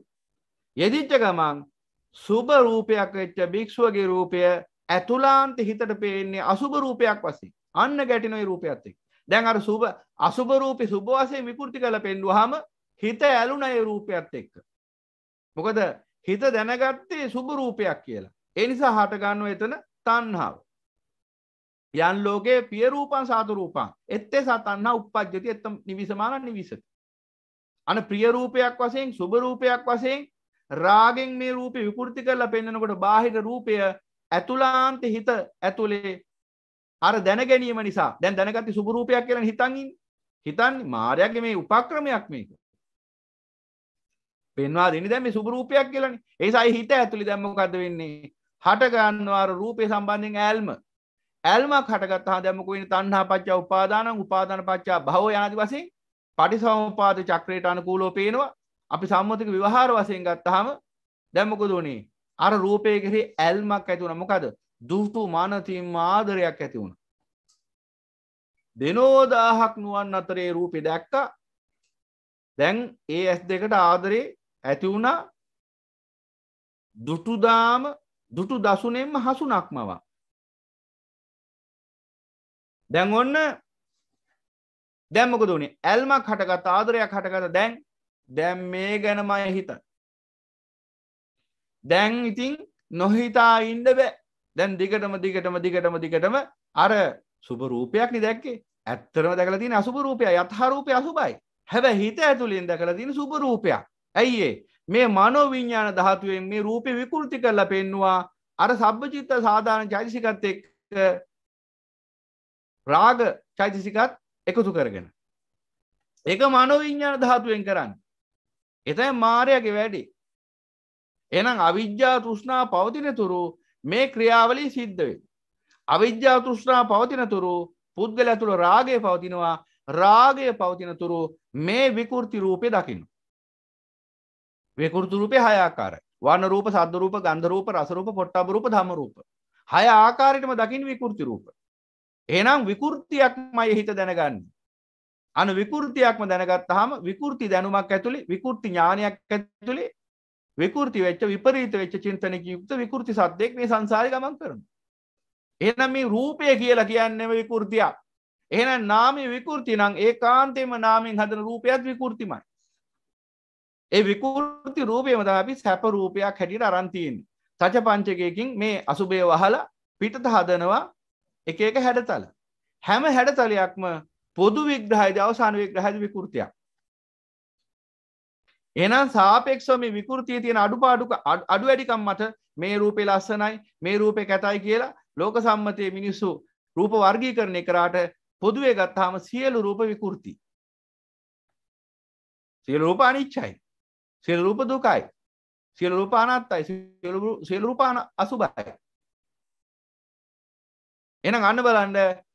එහෙනම් මෙන්න මේ ක්‍රියාවලිය තමයි සිත ඇතුලේ සකස් වෙන්නේ. එහෙමනම් අන්න අර මනෝ සංචේතනාව කියලා කියන්නේ එහෙමනම් මෙන්න මේ මූලික වශයෙන්ම අර පස්ස වේදනා සංඥා කියන අවස්ථා තුنين ලැබෙන ඒ පියවර තුنين ලැබෙන දත්තය මූලික රූපයක් බවට පරිවර්තනය වෙන අවස්ථාව තමයි නැත්නම් චිත්තජ රූපයක් බවට පරිවර්තනය වෙන අවස්ථාවට තමයි මනෝ සංචේතනාව කියලා කියන්නේ.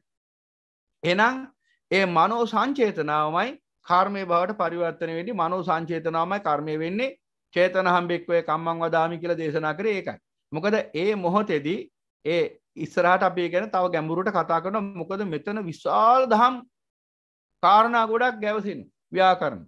එකෙන්කට ඔක්කොම විග්‍රහ කරන්න බෑ. මොකද අනාගතේ අර නාම රූප විග්‍රහයේදී අපි දිගට ඒවා විග්‍රහ කරන්න යන නිසා අර ලිහලා බලන්න තියෙන මල්ල ඔබලා බලන්න ඕනේ නෑ වගේ නිකන් එහෙන් මෙහෙන් දහම් කාරණා විග්‍රහ කරන්නේ නැතුව ක්‍රමානුකූලව අපි විග්‍රහය අත්දකින්න ඕනේ. එතකොට තමයි අපිට මේ ධර්මයේ මනාකොට වැටහෙන්නේ. එහෙනම් පින්වතුනි ඔන්න ඔය විදිහට එහෙනම් මනෝ සංචේතන කියන අවස්ථාවේ තමයි එහෙනම් අර සිත ඇතුලේ මේ චිත්‍රය නිර්මාණය වෙන්නේ. එහෙනම් මේ චිත්‍රය යම්සේද ඊට අනුකූලවයි ඒ චිත්‍රය සම්බන්ධයෙන් ඇතිවන අදහස්. ඒවට කියන විතක්ක ਵਿਚාර. ඊට පස්සේ ඒ චිත්‍රය සම්බන්ධයෙන් ඇතිවන ක්‍රියාකාරකම්. ඒවා තමයි කාය සංඛාර. විතක්ක ਵਿਚාර කියන්නේ වචී සංඛාර. ක්‍රියාකාරකම් තමයි කාය සංඛාර. කයත් මෙහෙवला ඊට පස්සේ ඒ සම්බන්ධයෙන් ක්‍රියාකාරකම් ඇතිවන කාය සංඛාර. එහෙනම් මෙන්න මේ මනෝ සංචේතන, වචී සංචේතන, කාය සංචේතන. එහෙනම් මේ මනෝ සංචේතන, වචී සංචේතන, කාය සංචේතන තුල රාගය යෙදෙනකම් නැත්නම් අර මූලික සබ්බචේත සාධාන චෛතසිකත් එක්ක රාග චෛතසිකය යෙදෙනකම් කර්මයේ සමුදේනවා අකණ්ඩව. එහෙනම් කවදාද මේ ක්‍රියාවලියෙන් වෙන් වෙන්න පුළුවන් ඉන්නේ? එහෙනම් යම්කිසි දවසක් උදා වුණොත් මෙන්න මේ පරිබාහිර දත්ත ලබන අවස්ථාවේදී ඒ සබ්බචිත්ත සාධාරණ චෛතසිකත් එක්ක සිතක් ගොඩනගෙන මූලික චෛතසික හතත් එක්ක ලෝභ හෝ අලෝභ හෝ චෛතසික නොයෙදෙන, ද්වේෂ හෝ අදෝෂ හෝ චෛතසික නොයෙදෙන, මෝහ අමෝහ චෛතසික නොයෙදෙන ප්‍රඥා චෛතසිකයේ දෙන. අමෝහය කියලා කියන්නේ ප්‍රඥාවටම තමයි. අර ලෝක සම්මතය අමෝහය කියලා කියන්නේ ප්‍රඥාවට නෙමෙයි ලෞකික. ලෝකෝත්තර ප්‍රඥාවට නෙමෙයි ලෞකික ප්‍රඥාවට. ඒ නිසා එතන අමෝහය කිව්වහම ලෞකික ප්‍රඥාවත් ඇතුළත් වෙනවා. ඒ නිසා අපි ලෝකෝත්තර ප්‍රඥාව සම්බන්ධයෙන් කතා කරොත් යම් දවසක මෙන්න මේ සබ්බචිත්ත සාධාරණ චෛතසිකත් එක්ක ලෝකෝත්තර ප්‍රඥාව යෙදුනොත් මොකද වෙන්නේ බලන්න. ලෝකෝත්තර ප්‍රඥාව යෙදුනොත් මෙන්න මෙතනදී අර පරිබාහිර දත්තය, ඒ කියන්නේ රූප වේදනා සංඥා කියන අවස්ථාවේ ලැබෙන දත්ත ටික මනස තුල චිත්‍රණය වෙන්න ඕන. ඒ කියන්නේ රහතන් වහන්සේ තුලත් මනස තුල මේ චිත්‍රණය වෙන සිද්ධිය, මේ ක්‍රියාවලිය සිද්ධ වෙනවා. ඒ කියන්නේ චිත්තජ රූපේ ජනිත වෙනවා. රහත් උනත් චිත්තජ රූපේ ජනිත වෙනවා. නැත්තම් කොහොමද රහතන් වහන්සේ අරමුණක් දැනගන්නේ? අර්ථකථනය කරගන්න. එහෙනම් යම් දවසක මෙන්න මේ සබ්බචිත්ත සාධාරණ චෛතසිකත් එක්ක ප්‍රඥා චෛතසිකයයි ඊට අනුකාරක උපකාරක අනිකුත් චෛතසිකයි කුසල චෛතසිකයි යෙදුනොත් අර ලෝභ අලෝභ චෛතසික නොයෙදුනොත් ඒ ද්වේෂය මෝහය දනවන චෛතසික නොයෙදුනොත් මොකද වෙන්නේ? එහෙනම් ඒ රූපය කිසිදු විකෘතියක් නැතුව යථාකාරයෙන්ම ඒ හිත ඇතුලේ නිර්මාණය වෙනවා. මනස තුල නිර්මාණය වෙනවා. අන්න යථා රූපේ නිර්මාණය වෙනවා. දැන් ප්‍රඥාවෙන් තමයි මේ රූපේ ස්පර්ශ වුනේ හිතට. දැන් අසුභ රූපේ අසුභ වශයෙන්ම නිර්මාණය කරලා පෙන්නනවා හිත ඇතුලෙම. එහෙනම් දැන් චිත්‍රණය වෙන රූපය සුභ රූපයක් නෙවෙයි අසුභ රූපයමයි. මොකද ඒකට හේතුව මේ රූපේ දැන් ස්පර්ශ වුනේ රාගෙන් නෙවෙයි ප්‍රඥාවෙන්. අන්න එනම් ප්‍රඥාවෙන් මේ රූපේ ස්පර්ශ වෙච්ච ගමන් ඒ විදිහටම වර්ණ රූප, ශබ්ද රූප, ගන්ධ රූප, රස රූප, පොට්ටබ්බ රූප, ධම්ම රූප කියන හය ගැනම දැනගන්න ඕන. එහෙනම් ඒ රූපේ ස්පර්ශ වුනේ ප්‍රඥාවෙන් නම් දැන් මොකද වෙන්නේ? ඇතුලාන්තයේ යථා රූපයයි නිර්මාණය වෙන්නේ. විකෘති රූපයක් එහෙම නෙවෙයි. ප්‍රකෘති රූපේ නිර්මාණය. අන්න ප්‍රකෘති නිර්මාණය, ප්‍රකෘති විඥානය, ප්‍රකෘති රූපය දැන් සකස් වෙනවා. එහෙනම් කිව්වේ මේ ප්‍රකෘතිය දැනගන්නවා ප්‍රඥාව. පඤ්ඤා කියලා කියන්නේ ඒකම තමයි. ඒ කියන්නේ මේ ප්‍රකෘතිය දැනගැනීමේ ආකාරය. ප්‍රකෘතිය දැනගන්නේ ප්‍රඥාවෙන්. විකෘතිය දැනගන්නේ රාග දේශම විඥානයන්ගෙන්. එහෙනම් පින්වතුනි මේ රූපේ දැනගන්න මොහොතේදී මේ රූපේ පජානාති වුණා. පජානාති කිව්වේ ප්‍රඥාවෙන් නම් දැනගatti. දැන් මොකද වෙන්නේ? ඇතුළාන්තේ සකස් වෙලා තියෙන රූපය කිසිදු විකෘතියක් නැති යථා රූපය. අන්න යථා රූපේ දැක්කා. එහෙනම් යථා රූපේ දැක්කහම යථා රූපේ දැනගත්තාම එතන ඇති වෙනවා යථා භූත ඥානය. ඒ කියන්නේ මේ සියලු සකස් වීම වල යථා ස්වභාවය දැනගැනීමේ ඥානයට කියනවා යථා භූත ඥානය. යථා ස්වභාවය. එහෙනම් කිසිම විකෘතියක් නැහැ. එහෙනම් අන්න ආර්ය ශ්‍රාවකයන් තුළ මෙන්න මේ ක්‍රියාවලිය සිද්ධ වෙනවා. දැන් අරිහත් ඵලයෙන් මෙහා ඉන්න කෙනෙක් තුළ අඩු වැඩි වශයෙන් මේ ප්‍රඥාව යෙදෙන ස්වභාවය අනුව මේ ප්‍රකෘති රූපය නොහොත් යථා රූපය ඔහුට දැర్శණය වෙනවා තමන්ගේ මනස තුලින්. එහෙනම් රාගයේ දුනොත් ඒ අවස්ථාවේදී නැවතත් ඒ රූපේ විකෘති වෙනවා. එහෙනම් ආර්ය ශ්‍රාවකයේ සෝවාන් පුද්ගලයෙක් කියමුකෝ. සෝවාන් පුද්ගලයෙක් රාග සහගත සිතකින් ඉන්න අවස්ථාවක ඔහුට යම්කිසි රූපයක් පේන්න ගන්නවා. අපි හිතුව ස්ත්‍රී රූපයක් කියලා. එහෙම නැත්නම් පුරුෂ රූපයක්. ඒ තම තමන්ට ගැළපෙන ආකාරයෙන් අපි කල්පනා කරමුකෝ. එතකොට මේ පේන රූපය දැන් රාගෙන් නම් ස්පර්ශ වෙන්නේ හිතට. එහෙනම් අන්න විකෘති රූපය තමයි දකින්නේ. එහෙනම් අසුබ රූපේ සුබ වශයෙන් දකින්නවා දැන් සෝවාන් පුද්ගලයා. ඒ නිසා තමයි ගෘහ ජීවිතයක් ගත කරගෙන තවදුරටත් ආස්වාදී භුක්ති විඳින්න ජීවත් වෙන්නේ. මොකද සෝවාන් වුණා කියලා කිව්වේ විකෘතිය සම්පූර්ණයෙන් දුරු වුණා කියන එක නෙවෙයිනේ. විකෘතිය දුරු කරන මාවතට පැමිණියා කියන එක. ඒ නිසා සෝවාන් පුද්ගලයාටත් ඔන්න රාග සාගත සිතකින් වාසය කරද්දී රූපේ ආස්වාදයක් දැනෙනවා පේනවා. එහෙම නැත්නම් රූපේ ආස්වාදනීයයි කියලා පේනවා. එහෙනම් ඒ සෝවාන් පුද්ගලයාම ඒ රාගය පහ කරනවා දැන්. කෙසේද? විදර්ශනා ඥානෙ. සමත විදර්ශනා භාවිත කරමින් ඒ මාර්ගය භාවිත කරමින් ආස්වාදයේ ආදීනෝ දකිමින් රූපේ ආදීනෝ දකිමින් වේදනාවේ ආදීනෝ දකිමින් සංඥාවේ ආදීනෝ දකිමින් සංකාරයේ ආදීනෝ දකිමින් විඥානයේ ආදීනෝ දකිමින් පංච උපාදාන ස්කන්ධයේ ආදීනෝ දකිමින් මේ රූපය පිළිවෙල චන්දරාගය පහ කරනවා. දැන් මොකද වෙන්නේ? දැන් ප්‍රඥාව හට ගන්න. දැන් ප්‍රඥාවෙන් අරූපයෙන් ස්පර්ශ වෙන සෝවාන් පුද්ගලයාට දැන් පේනවා ඔහුට ඒ රූපය අසුබයි කියලා. එහෙනම් ඒ වෙලාවෙදි දැනගන්නේ යථා රූපේ. අන්න බලන්න එහෙනම් සෝවාන් පුද්ගලයා තුලත් රාග සහගත අවස්ථාවේදී විකෘති රූපයයි නිර්මාණය වෙන්නේ ඒ මනෝ සංචේතනාව වශයෙන්. සෝවාන් පුද්ගලයා තුල ප්‍රඥා සහගතව සෝවාන් පුද්ගලයා ප්‍රඥා සහගතව කල්ගෙන අවස්ථාවක ප්‍රඥා චිත්තය මතු කරගෙන එහෙම නැත්නම් ආවර්ජනය කරගෙන ඵල චිත්තය ඉන්න මොහොතක ඵල චිත්තය ආවර්ජනය කරගෙන ඉන්න මොහොතක යම්කිසි රූපයක් ස්පර්ශ වුණොත් ඒ වෙලාවේදී ප්‍රඥාවෙන් ඒ රූපය දැනගන්න. එහෙනම් අතුලාන්ති සකස් වෙන යථා රූපය ප්‍රකෘති රූපය. එහෙනම් අන්න අසුබයි කියලා ඒ මොහොතේ දැනගන්නවා. අන්න ප්‍රඥාව. දැන් බලන්න එහෙනම් ඒ දෙකේම තියෙන මානසිකාර දෙකක්. දැන් අර සෝවාන් පුද්ගලයාම ගමු. සෝවාන් පුද්ගලයා රාග සහගත මට්ටමකින් ඉන්නේ. රාග සහගත සිතකින් ඉන්නේ. එහෙනම් ඒ මොහොතේදී යම්කිසි රූපයක් ඒ රාගෙන් දැනගත්තා නම් ඒ දැනගත්ත රූපය අසුබ රූපය නම් සුබයි කියලායි දැනගත්තේ. දැන් මොකද වෙන්නේ? ඊට අනුකූලව විඥානය සකස් වෙන සංකාරපච්චය විඥානං කියලා. එතකොට මොකද වෙන්නේ? ඒ විඥානය තුළ ඒ මනෝ විඥානය තුළ සකස් වෙනවා මානසිකාර. දැන් දිගින් දිගට ඒ ගැන මෙනෙහි වෙන්නේ කොහොමද? සැප රූපයක්, සැප වේදනාවක්, සැප සංඥාවක්, සැප සංකාරයක්, සැප විඥානයක්, සැප පංච උපාදානස්කන්ධයක්, සැප පංචස්කන්ධයක් කියලා අන්න මෙනෙහි වෙන්න පටන් ගන්නවා. දිගින් දිගට මෙනෙහි වෙන්න පටන් ගන්නවා. ඒ නිසා මොකද වෙන්නේ? නැවත අபிසංකරෝති කිවි නැවත කර්ම රැස් වෙනවා එකම සංසිද්ධියක් අල්ලගෙන. එහෙනම් අන්න අபிසංකරෝති. දැන් මොකද වෙන්නේ? දිගටම කර්ම රැස් වෙනවා. එහෙනම් ඒ කර්ම රැස් කරන මානසිකාරය අයෝනිසෝ මානසිකාරය. අන්න අයෝනිසෝ මානසිකාරය. එහෙනම් ඒ සෝවාන් පුද්ගලයා දැන් ඵලචිත්තය ආවර්ජනය කර ගන්න. සෝවාන් පුද්ගලයෙක් නම් ඵලචිත්තය ආවර්ජනය කර ගන්න පුළුවන්. ඒ කියන්නේ යාට සම්මා සතිය පිහිටාගෙන ප්‍රඥාවෙන් මෙනෙහි කිරීමේ හැකියාව තියෙනවා. ඒ හැකියාව තියෙනවා. ඒ නිසා යාට සියල්ල අනිත්‍යයි දුක්ඛයි අනාත්තයි කියලා අනුපස්සනා කරනකොටම හැකියාව තියෙනවා තමන් ලද ඵලචිත්තය ආවර්ජනය කරගන්න. ඒ ඵලචිත්තය ආවර්ජනය කරන දැන් ඵලචිත්තය තුලින් ලෝකේ දකින්න. දැන් අසුභ රූපය අසුභ ආකාරයෙන්ම දකින්න. යථා රූපයයි දකින්න. විකෘතියක් නැහැ. ප්‍රකෘති රූපය දැන් දකින්න යථා රූපය දකින්න. දැන් මොකද වෙන්නේ? ඒ අනුසාරයෙන් හට ගන්නවා දැන ගැනීම.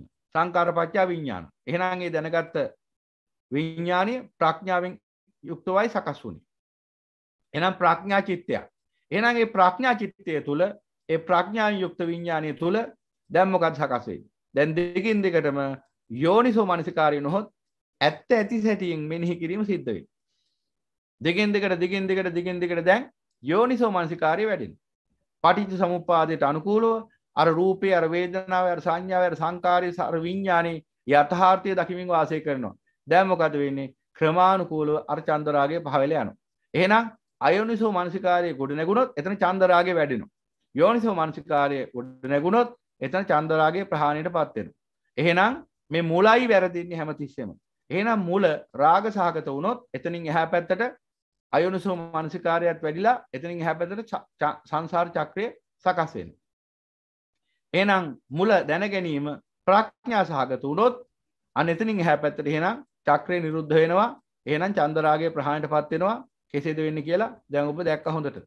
එහෙනම් මේ රහතන් වහන්සේ තුලත් මෙන්න මේ මනෝ සංචේතනාව ඇති වෙනවා. රහතන් වහන්සේ තුලත් මේ මනෝ සංචේතනාව ඇති වෙනවා. රහතන් වහන්සේ තුල මනෝ සංචේතනාව ඇති වෙන්නේ කෙසේද? පූර්ණ වශයෙන්ම ප්‍රඥා චිත්තයක් වශයෙන්. ඒ කියන්නේ ප්‍රඥාවෙන්මයි උන්වහන්සේ දැනගන්නේ. මොකද රාගයේ දේශේ මොහේ මාත්‍රයක්වත් නැති නිසා. රාගයේ දේශේ මොහේ මාත්‍රයක්වත් නැති නිසා රහතන් වහන්සේ තුල විකෘති දැනීමක් කොහෙත්ම හටගන්නේ නැහැ. වර්ණ රූපේ වුණා, ශබ්ද රූපේ වුණා, ගන්ධ රූපේ වුණා, රස රූපේ වුණා, පොට්ටබ රූපේ වුණා, ධම්ම රූපේ වුණා හැමතිස්සෙම රහතන් වහන්සේ ප්‍රඥාවෙන්මයි දැනගන්නේ. ඒ නිසා හැමතිස්සෙම යතහ රූපේමයි ඒ මනස තුල චිත්‍රණය වෙන්නේ. ඒ කියන්නේ රහතන් වහන්සේ තුල චේතනාව තියෙනවා. චේතනාව රහතන් වහන්සේ තුලක් තියෙනවා. නැත්තේ කුමක්ද? ඒ චේතනාවත් එක්ක සංයෝජනය කරාසී වීම. එහෙම නැත්නම් රාග දේශ මොහ චෛතසිකයේදීම. එයයි නැත්තේ. නැත්නම් චේතනාව රහතන් වහන්සේ තුලත් පවතින. එහෙනම් මනෝ සංචේතනා කියලා කියන්නේ ඒ මූලික චිත්‍රය හදන ස්වභාවය. එහෙනම් මේ මූලික චිත්‍රය හදද්දී එහෙම නැත්නම් මේ බාහිර ආරම්මණයේ ප්‍රතිබිම්බ සටහන හිත ඇතුලේ සකස් කරද්දී රාග දේශ මොහ චෛතසික යෙදුනොත් තමයි ඒ චේතනාව කර්මයේ සමුදය කරන චේතනාව බවට පරිවර්තනය. එහෙනම් ප්‍රඥාවෙන් ඇතිවන දැන ගැනීමකදී සාමාන්‍යයෙන් අරිහත් මාර්ගයෙන් අරිහත් ඵලයෙන් මෙහා ඉන්න කෙනෙක් ගැන සලකන්න බෑ. මොකද අරිහත් මාර්ගයෙන් මෙහා ඉන්න කෙනෙක් තුලත් ඒ කියන්නේ සෝවාන් සකදාගාමි අනාගාමි කියන මාර්ගඵලලාභීන් තුල උනත් ඔන්න ඔය කියන අවස්ථාවේදී විකෘතියක් පවතින සුළු වශයෙන් අඩු වැඩි වශයෙන් පවතින. ඔබ දන්නවනේ දැන් හොඳට බණ අහලා එක එක මට්ටම් වලින් මේ විකෘතිය පවතිනවා සංඥා චිත්ත වශයෙන්. එතකොට එහෙනම් ඒ අය දකින්නේ යම්කිසි ආකාරයකින් විකෘති රූපයක්. හැබැයි පූර්ණ වශයෙන්ම විකෘති රූපයක් නෙවෙයි. පූර්ණ වශයෙන්ම විකෘති රූපයක් දකින්නේ අන්ධ බාල අඥාන පෘථග්ජනය. අන්ධ බාල පෘථග්ජනය දකින්නේ හැමතිස්සෙම පූර්ණ විකෘති රූපයක්. එහෙනම් රහතන් වහන්සේ තමයි පූර්ණ ප්‍රකෘති රූපය දකින්න උත්තමය. එහෙනම් අන්නේ අනුසාරයෙන් දැන් එහෙනම් පැහැදිලි. එහෙනම් අර චිත්‍රය සකස් වෙන අවස්ථාවේ රහතන් වහන්සේගේ මනසේ මේ චිත්‍රය සකස් වෙන අවස්ථාවේ නොහොත් මේ චිත්තජ රූපය සකස් වෙන අවස්ථාවේ රාග දේශ මොහ චෛතසික යෙදෙන්නේ නැති නිසා ක්‍රියාවලියට උන්වහන්සේ තුල සකස් වෙන්නේ චේතනාව විතරයි. නැවත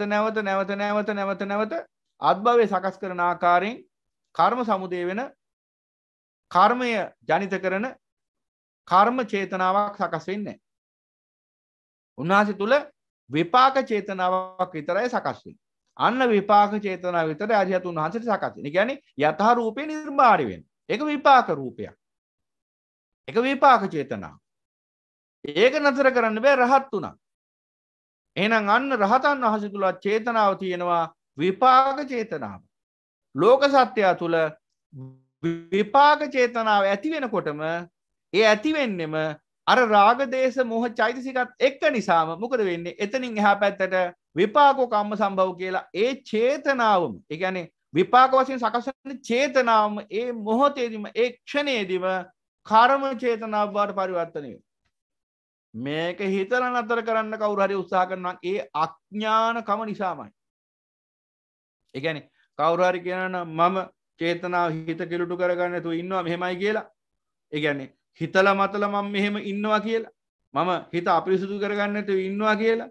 මේ රාග දේශ මොහෙන් පිටින් ගෙඩි පිටින් තියෙද්දි මට පුළුවන් මේ හිත පිරිසුදුකම රැකගෙන ඉන්න කියලා. අර අසංකිලිට චිත්තෝ බහුලං විහෙරාමි කියලා කිව්වේ චතුරාර්ය සත්‍ය නොදක කෙනෙක්ට තේරුම් ගන්න බැරි කතාවක් ඒ තියෙන්නේ. අසංකිලිට චිත්තයකින් ඉන්නවා නම් ඒ කියන්නේ නොකිලිටි සිතකින් ඉන්නවා නම් එයා කරන්න ඕන අවිජ්ජා තෘෂ්ණාව පහ කිරීමයි. අවිජ්ජා තෘෂ්ණාව පහ කිරීමයි. එතකොටයි හිත පිරිසුදු වෙන්නේ. එතකොටයි අසංකිලිට චිත්තයකින් බහුලව විහරණය කරන්න පුළුවන් වෙන්නේ. එහෙනම් අවිජ්ජා තෘෂ්ණාව නසන්න ඕන. එතකොටයි පිරිසිදු හිතකින් වාසය කරන්න පුළුවන්. පිරිසිදුයි කිව්වේ 100% ප්‍රභාසරයි කියන එක නෙවෙයි. ඒ මට්ටම් වලට පිරිසිදුයි. එහෙනම් අසංකිලිට චිත්තෝ විහරාමි අසංකිලිට චිත්තෝ බහුලං විහරාමි කියන පදයේ තේරුම අවිජ්ජා තෘෂ්ණාව පහ කරමින් වාසය කරනවා කියන්නේ. දැන් අවිජ්ජා තෘෂ්ණාව පහ කරන්න දන්නේ නැති මිනිහෙක් මේක කොහොමද තේරුම් ගන්න? එයා කල්පනා කරනවා මම පිරිසිදු හිතින් පුළුවන් තරම් ඉන්නවා. අරමුණු ඉස්සරහා කම්පා වෙන්නේ නැතුව මං ඉන්නවා. ආස්වාදයේ ඉස්සරහා මං කම්පා වෙන්නේ නැතුව මම ඉන්නවා. මමයි මේක කරගත්තේ මමයි මේකෙන් ගැලවෙන්න ඕන. මම තමයි නිවන් දකින්නේ. ඔන්න පෘථග්ජනයාගේ දෘෂ්ටිය. මොකද පටිච්ච සමුප්පාදය උහුට පේන්නේ නැහැ. පටිසමුප්පාද ක්‍රියාවලියට අනුකූලව නෙවෙයි පේන්නේ. මමෙක් මූල් කරගෙන පේන්නේ. ඒ නිසා මම පිරිසිදු හිතකින් වාසය කරනවා කියලා දැඩි අධිෂ්ඨානයක් ඇති කරගෙන එහෙම ඉන්නයි කියලා එක එක ක්‍රමවේද අනුගමනය කරන්න පුළුවන්. අවිජ්ජා තෘෂ්ණා පහ කිරීමක් නැහැ. ආස්වාදය ආදීන නුවණින් දකිමින් වාසය කිරීමක් නැහැ. එතකොට කියනවා ඒ මොහොතේදී හිත දිහා බලාගෙන ඉන්න, හිතේ පිරිසිදු බව රැකගන්න, එනේන අරමුණු බැහැර කරන්න, හිත එක අරමුණක රඳව ගන්න, එක එක જાති කර්මස්ථාන දීලා මේක සීකර කර ඉන්න කියලා කියයි. ඇයි ඒ? අවිද්‍යා තෘෂ්ණා නසා ගැනීමෙන් තමයි එතෙන්ට එන්න පුළුවන් කියලා දන්නේ නැහැ. ගඟ මැද ඉඳගෙන නවත්තන්න යන්නේ. ගඟේ උල්පත වහන්න නැතුව හටගත්ත ගඟක ගලාගෙන යන ගඟක මැදින් ගඟ නවත්තන්න හදමු. මැදින් පුළුවන් ද ගඟ නවත්තන්න? මැදින් බැම්මක් බැඳලා ගඟ අවහිර කරන්න පුළුවන්. හැබැයි ගඟ නවත්තන්න බෑ. මොකද ගඟේ මූලය එහෙමමයි. ගඟේ මූලයේ උල්පත තියෙනකන් ගඟ සමුදේ වෙනවා, හට ගන්නවා. නවත්තන්න බෑ. ගඟ මැද කොච්චර බන්ඩ් බැන්දත්, වේලි බැන්දත්, අමුණු බැන්දත් ගඟ නතර වෙන්නේ නැහැ. ගඟ ගලාගෙන ගඟ සමුදේ වීම හට ගැනීම නතර වෙන්නෙත් නැහැ. ගඟ ගලාගෙන යෑමේ ක්‍රියාවලිය නතර වෙන්නෙත් නැහැ. ඒ නිසා එහෙනම් අන්නේ බව නුවණින් දකින්න ඕනේ. එහෙනම් ඔබම නුවණින් දැක්ක දැන් එහෙනම් පෘථග්ජනයෙක් තුල කෙලෙස් සහිත පෘථග්ජනයෙක් විතරක් නෙවෙයි ආර්ය ශ්‍රාවකයෙක් තුල උනත් රාග දේශ මොහ පවතින තුරු, ඒ රාග දේශ මොහ චෛතසික පවතින තුරු, අවිජ්ජා තෘෂ්ණා පවතින තුරු, අන්නර බාහිර රූප, බාහිර කිව්වහම පංචද්වාර විතරක් නෙමෙයි මනෝද්වාරයෙන් එන ධම්මත් බාහිර රූපයක් වශයෙන් ගන්න ඕන. මොකද පරිබාහිර වශයෙන් අදහසුත් එනවා. එතකොට මේ ඔක්කොම බාහිර රූප වශයෙන් මේ ద్వාරවල ඝට්ටණය වෙනවා. එතකොට මෙන්න මේ අවිජ්ජා තෘෂ්ණා පවතින තුරු විපාක වශයෙන් යම්කිසි චේතනාවක් සකස් වෙනවා නම් ඒ චේතනාව සකස් වෙන මොහොතේදී මේක කිලුට වෙනවා. මොකද ඒකට හේතුව විපාක චේතනාව සකස් වුණේම අවිජ්ජා තෘෂ්ණා සහිතව එහෙනම් දස සංයෝජන සහිත සිතක. දස සංයෝජන සහිත භවාංග චිත්තයකයි මේ ක්‍රියාවලිය සිද්ධ වෙන්නේ.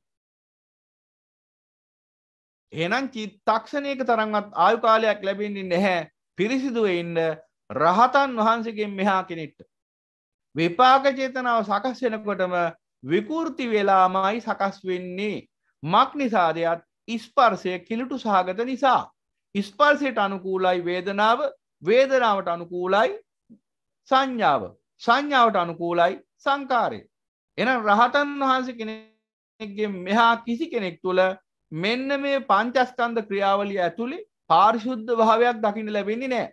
මොකද රාගයේ දේශේ මොහේ ඇති කල්හි අපි දැනගෙන මම මේ රාගෙන් ලෝක ස්පර්ශ කරනවා, අනේ මම මේ ද්වේෂයෙන් ලෝක ස්පර්ශ කරනවා, අනේ මම මේ මෝහෙන් ලෝක ස්පර්ශ කරනවා කියලා තමන් කරන වැඩක් වුණා නම් පුළුවන් නවත්ත ගන්න. තමන් කරන වැඩක් වුණා නම්. තමන් කරන වැඩක් නෙවෙයි මේක. හේතුන් පටිච්ච සම්භූතං. හේතුවක් නිසා ක්‍රියාවලියක් සකස් වෙනවා. හේතු භංගා නිරුද්ධති. හේතු බිඳ හැරියාම මේ ක්‍රියාවලිය අවසන් වෙනවා. එහෙම නැතු මම විසින් කරන දෙයක් නෑ මෙතන. මම තමයි මේ හිත කිලුටු කරගන්නේ, එහෙම එකක් නෑ. ඒ නිසා මට හිත කිලුටු කරගන්න නැතු ඉන්න පුළුවන්. ඒක නිකන් මූලා අදහසක් විතරයි. එහෙම ඉන්න පුළුවන් නම් ඉතින් බුදුරජාණන් වහන්සේ ධර්මයේ දේශනා කරන්න ඕනේ නැහැ. එහෙනම් ඔය හිමාල පර්වතේ ඔය හැමතැනම ඉන්නේ තාපසයෝ. ඒ අයත් නිවන් දකින්න එහෙනම්. ඇයි ඒ? ඒ අයත් හිත කෙලුටු කරගන්න නැතුව අරින්නේ ධානය වැඩිලා. ඒ ධානය කියන්නේ එහෙනම් පාරිශුද්ධ පිරිසුදු අවස්ථාවද ධානය කියන්නේ. ධානය තුලත් කෙලෙස් තියෙනවා. ලෝකෝත්තර ධ්‍යාන වඩන්න ලෝකෝත්තර ධ්‍යාන වඩන්නේ කිව්ව අවිජ්ජාව තෘෂ්ණාව පහ කරලා රාගයේ දේශේ මොහේ දුරු කරගන්න.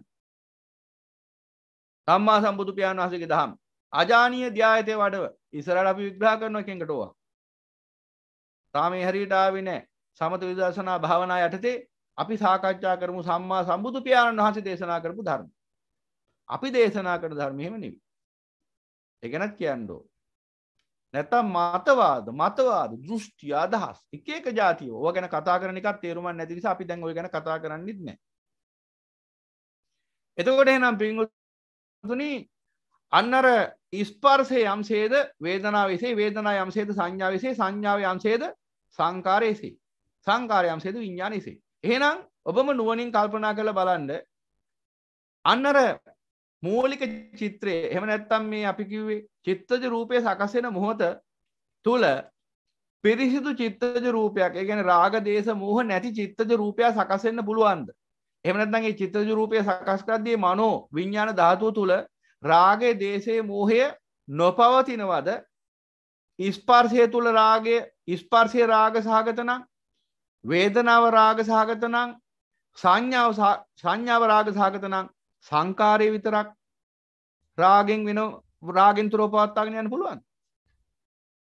මේක නිකන් අර අපි මේ පියවර 5කින් මේක වෙන්නේ කියලා හිතලා දැන් රූප කියන අවස්ථාව අද උදේ වෙලා වේදනා කියන අවස්ථාව හෙට රෑ වෙලා සංඥාව අනිද්දා උදේ වුණා නම් ඔන්න තිබුණා අපිට හොඳට හිතලා බලලා ඕන හැටියට කටයුතු කරගන්න. මේ රූප වේදනා සංඥා සංකාර විඥාන කියන්නේ පස් අවස්ථාවකදී වෙන එකක්ද? එකටම සිද්ධ වෙන ක්‍රියාදාමයක්. ඒවයි ඒ රූප වේදනා සංඥා සංකාර අතර තියෙන පරතරය කාල පරතරයක් අපිට පනවන්න පුළුවන් මෙන්න මෙච්චර කාලයකට පස්සේ ස්පර්ශය සකසලා මෙන්න මෙච්චර කාලයකට පස්සේ වේදනාව සකස් වෙන්නේ කියලා. ස්පර්ශයේ පවතින මොහොතේම වේදනාවක් පවතිනවා. වේදනාව පවතින මොහොතේදීම සංඥාවක් පවතිනවා. සංඥාව පවතින මොහොතේදීම සංකාරයක් පවතිනවා.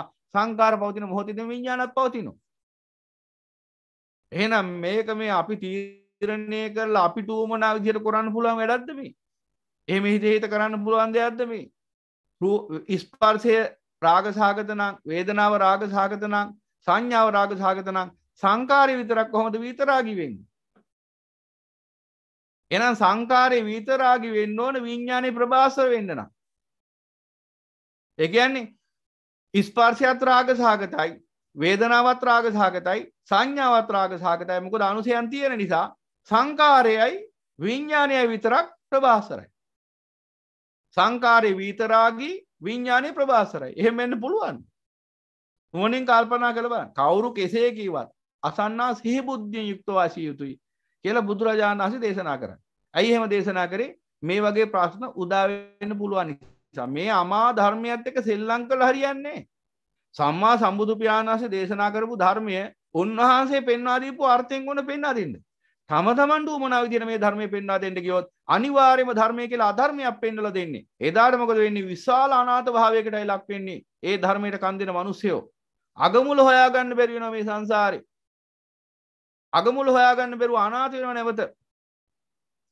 මුල අගටත් අග මුලටත් පටලව ගන්නවා. ඔකට තමයි අගමුල පටලව ගන්නවා කියන්නේ. මුලින් කළ යුතු දේ අන්තිමට කරන්න ඉන්නවා. අන්තිමට කරන්න ඕන දේ මුලින්ම කරන්න පටන් ගන්නවා.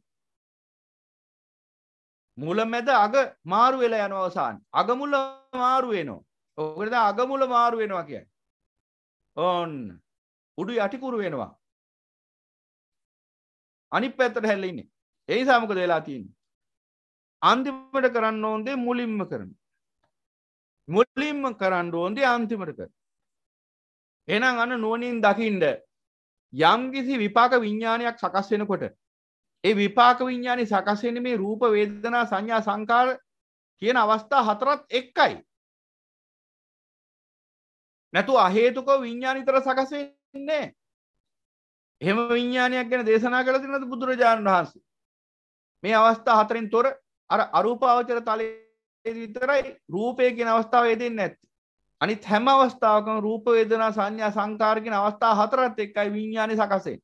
එහෙනම් රූප නාම රූප කියන අවස්ථාවේදී රූප ධර්ම ක්‍රියාත්මකයි. වේදනා සංඥා සංකාර කියන අවස්ථාවේදී නාම ධර්ම ක්‍රියාත්මකයි. එහෙනම් අන්න නාම රූප පත්‍ය විඥාන. හැමදෙස්සම නාම රූප ප්‍රත්‍යයෙන් තමයි විඥාන උපදින්නේ.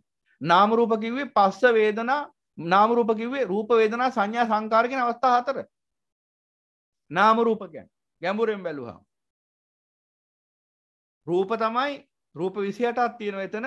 ඒ රූප ටික තමයි රූප ධර්ම. ඊළඟට වේදනා සංඥා සංකාර කියන මෙන්න මේ අවස්ථා තුනේ ඉතුරු සියලු චෛතසික යෙදලා තියෙනවා. වේදනා සංඥා කියන අවස්ථා තුනේදී ඉතුරු සියලු චෛතසික යෙදලා තියෙනවා. ඒ නිසා සියලු චෛතසික නාම ධර්ම. එහෙනම් චිත්ත තමයි විඥාන. එහෙනම් රූප චෛතසික තමයි නාම රූප. ඒ දෙකෙන් සකස් වන චිත්ත තමයි විඥාන. එහෙනම් නාම රූප පත්‍ය විඥානං කිව්වේ ඒකයි. එහෙනම් විපාක වශයෙන් යම්කිසි විඥානය සකස් වෙනකොට ඒ විඥානය සකස් වෙන්න ඕන මේ රූප වේදනා සංඥා සංකාර කියන අවස්ථා හතරත් එක්කයි. එහෙනම් අනුසය සහිත සිතක් නම් ඒ විපාක විඥානේ පහළ වෙන්නේ. මේ භවාංග චිත්තය අනුසය සහිත සිතක් නම් ඒකාන්ත වශයෙන් ස්පර්ශය කිලුටු සහගතමයි. ඒකාන්ත මොකද අනුසය පවතිනවා නම් ඒ මට්ටම් වලට අනුසය හෝ පරිඋත්තාන වෙලා හෝ පවතිනවා කෙලෙස්. සුක්කම හෝ ඕලාරික මට්ටමින් කෙලෙස් පවතිනවා හිතේ. අනුසය පවතින තුරු දැන් අපි උදාහරණයක් ගත්තොත් යකඩයක් අරගෙන අපි ලිපේ තියලා රත් කරනවා. මොකක් හරි යකඩ තැටියක් අරන් අපි ලිපේ තියලා රත් කරනවා. රත් කරාට පස්සේ මේක ගිනියම් වෙනවා. දැන් ගිනියම් වෙච්ච යකඩ තැටියක අපි අත තියෙනවා. අත සම්පූර්ණයෙන් පිච්චිලා යනවා. ඊට පස්සේ දැන් අපි හිතමුකෝ ඒ ගිනියම් වෙච්ච තැටිය දැන් ටිකක් වෙලා ගිහිල්ලා නිවිලා. දැන් මධ්‍යම ප්‍රමාණයේ රස්නයක් තියෙනවා. ඒ තැටියට අපි අත තියෙනවා.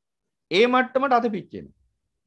තවත් මේ තාපය දැන් දුර වෙලා ගිහිල්ලා සාමාන්‍ය මට්ටම ඉක්මවලා දැන් බොහොම සුළු මට්ටමකට ඇවිල්ලා තාපය අර තැටියේ. දැන් ඒ මට්ටමින් අපි අත තියෙනවා.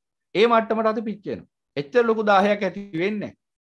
තවත් කාලයක් ගිහිල්ලා තවත් වේලාවක් ගිහිල්ලා තවත් අර තැටිය නිවිලා ගියාට පස්සේ අත තියෙනවා. එතකොටත් තාපය තියෙනවා. හැබැයි ඊටාම සියුම් මට්ටමක් තියෙනවා. ඒ මට්ටමේදී පිච්චෙනවා ඊටාම අඩුයි. ඔහම ගිහිල්ලා කො වෙලාවක හරි සම්පූර්ණයෙන්ම තැටිය නිවිලාම ගියාම කලින් ඒක ලිපේ තියලා ගිනියම් වෙච්ච එකක්.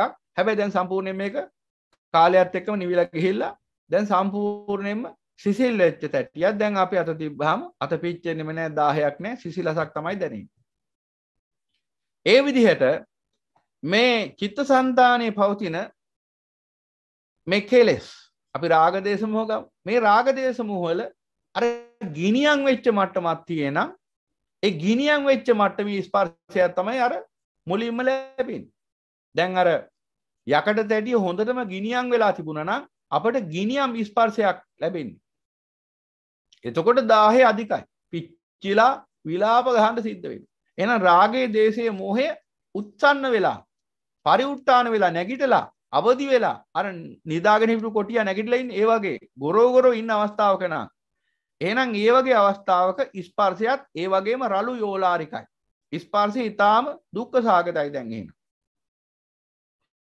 අර සුඛ සාගතයි කියලා ගන්නේ ලෞකික වශයෙන් සම්මුතික වශයෙන් සැපේ කියන ආස්වාදයේ ලෝක සම්මතයේ සැපයිනේ. ලෝකෝත්තර ධර්මයට අනුකූලවනි එය දුක වෙන්නේ. පටිච්චසමුපාදයට අනුකූලවයි. එහෙනම් සියලු ස්පර්ශයන් දුක්ඛ සාගතයි. ලෝකෝත්තර ධර්මයට අනුකූලව.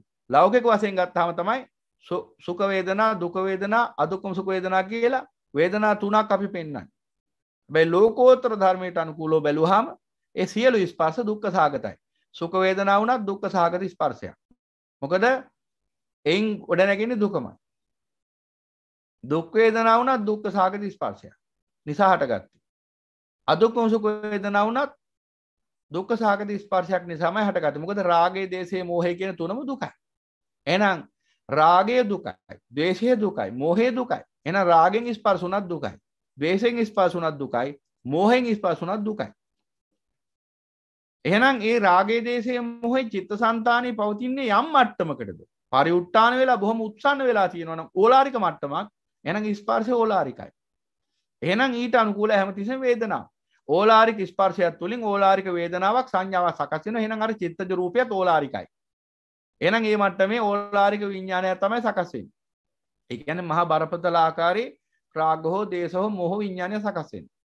එහෙනම් ඒ රාග දේශ මොහ යම් මට්ටමකට දුර වෙලා අනුසය මට්ටමට ඇවිල්ලා නම් දැන් තියෙන්නේ. අනුසය කියලා කිව්වේ නිද්‍රාශීලී මට්ටමක් තියෙන. ඒ කියන්නේ සිත ඇතුලේ නිදාගෙන ඉන්නවා වගේ ස්වභාවයක්. රාගේ නැහැ නෙමෙයි, රාගේ තියෙනවා නමුත් අවදි වෙලා නැහැ.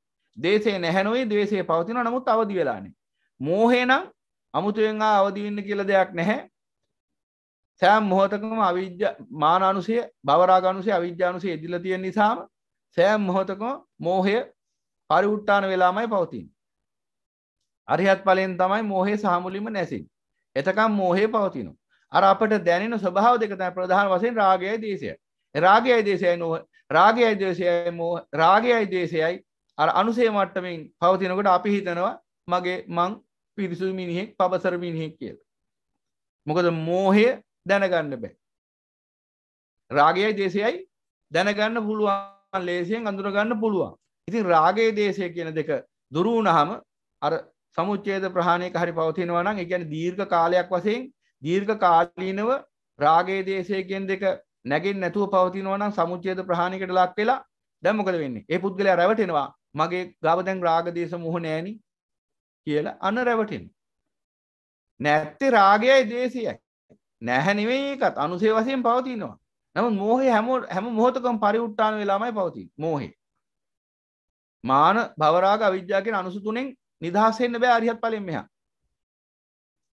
ඉතින් එහෙනම් මෝහය පරිඋත්තාන වෙලාමයි පවතින්නේ. එහෙනම් අර රාග සම්පස්සයක්, දේශ සම්පස්සයක් නොමැති අවස්ථාවල નિરાයාසයෙන්ම මෝහ සම්පස්සයක් තමයි සකස් වෙන්නේ. ඉතින් එතකොට ඒ ඇතිවන අදුක්ඛම සුඛ වේදනාව කියලා කියන්නේ ආර්ය උපේක්ෂා වේදනාව නෙවෙයි. උපේක්ෂාතර උපේක්ෂා වේදනාව නෙවෙයි. එහෙනම් මෝහ උපේක්ෂාවම තමයි. එහෙනම් අන්නේ බව නුවණින් දකින්න ඕනේ. එහෙනම් අනුසය මට්ටමේදීත් එහෙනම් සම්පස්සයමයි සිද්ධ වෙන්නේ කියලා නුවණින් දකින්න ඕනේ. එහෙනම් අනුසය මට්ටමේදීත් අවම වශයෙන් මෝහය හරි ස්පර්ශ වෙනවා. රාගය, දේශය, අනුසය වශයෙන් සමුච්ඡේද වශයෙන් ප්‍රහාණයටපත් වෙලා දැන් මතු වෙන්නේ නැති ගානට තියෙනවා. දැන් රාගය මතු වෙන්නෙම නැහැ. දේශය මතු වෙන්නෙම නැහැ. උපදින්නෙම නැහැ. දැන් හරි පහසුවක් දැනෙනවා හිතට. මහා සුවයක් දැනෙනවා හිතට. ඒ රාගයයි දේශයයි මතු වෙන්නෙම නැතුව පවතිනවා. හැබැයි එතකොට අපි ඉක්මන් වුණොත් එහෙම දැන් මා තුළ මෝහයක් නැහැ කියලා එතනම තමයි මෝඩකම තියෙන්නේ. ඒ මට්ටමේ ඉඳගෙන කල්පනා කරොත් දැන් මම ප්‍රභාස්වර කෙනෙක් කියලා ඒම තමයි මෝඩකම කියන්නේ. එතනමයි අවිජ්ජාව තියෙන්නේ.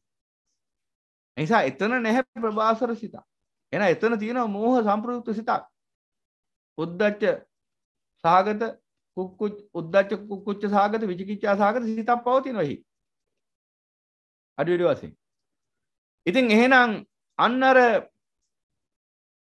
මෝහ අනුශේදිලා තියෙනකම් මෝහය පරිඋත්තාන වෙලා තියෙනකම් කිසිම අවස්ථාවක ඒ සිතට පූර්ණ වශයෙන්ම ප්‍රකෘතිමය යථාර්ථය අත්දකින්න බෑ.